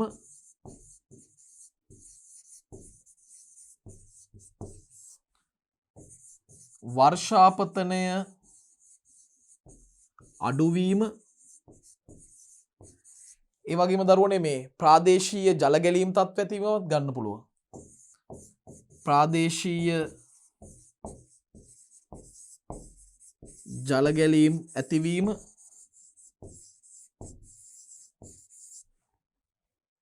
ඒ වගේම ප්‍රයෝජ්‍ය ජලය හිඟවීම, ප්‍රයෝජ්‍ය ජලය හිඟවීම වගේ තත්ත්ව අපිට ගන්න පුළුවන්. මේ වගේ දේවල් තමයි ප්‍රධාන දේශගුණික විපර්යාස විදියට සලකන්න පුළුවන් වෙන්නේ. අපි එමුනම් ඊළඟ ප්‍රශ්නෙට දැන් යමු. 9 වෙනි ප්‍රශ්නේ දේශගුණික විපර්යාස නිසා ඇතිවන බලපෑම් මොනවද? එකක් තමයි භෝග විශේෂවල වර්ධන ඍතුවල වෙනස් වීම සිද්ධ වෙන්න පුළුවන්. ඒ වගේම ජීව විශේෂවල ව්‍යාප්ති රටාවන් වෙනස් වෙන්න පුළුවන්. ඒ වගේම විශේෂම සතුන්ගේ අභිජනන ඍතුවල වෙනස් වීම, කැපී පෙනෙන වෙනස් වීම සිද්ධ වෙන්නත් පුළුවන්. භෝග විශේෂවල වර්ධන ඍතු වෙනස් වීම,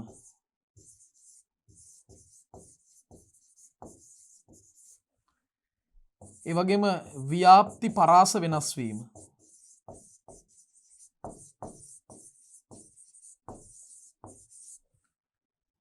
සතුන්ගේ අභිජනන ඍතුවල රටාවන්ගේ කැපී පෙනෙන වෙනස්කම් ඇතිවීම. කැපී පෙනෙන වෙනස්කම් ඇතිවීම.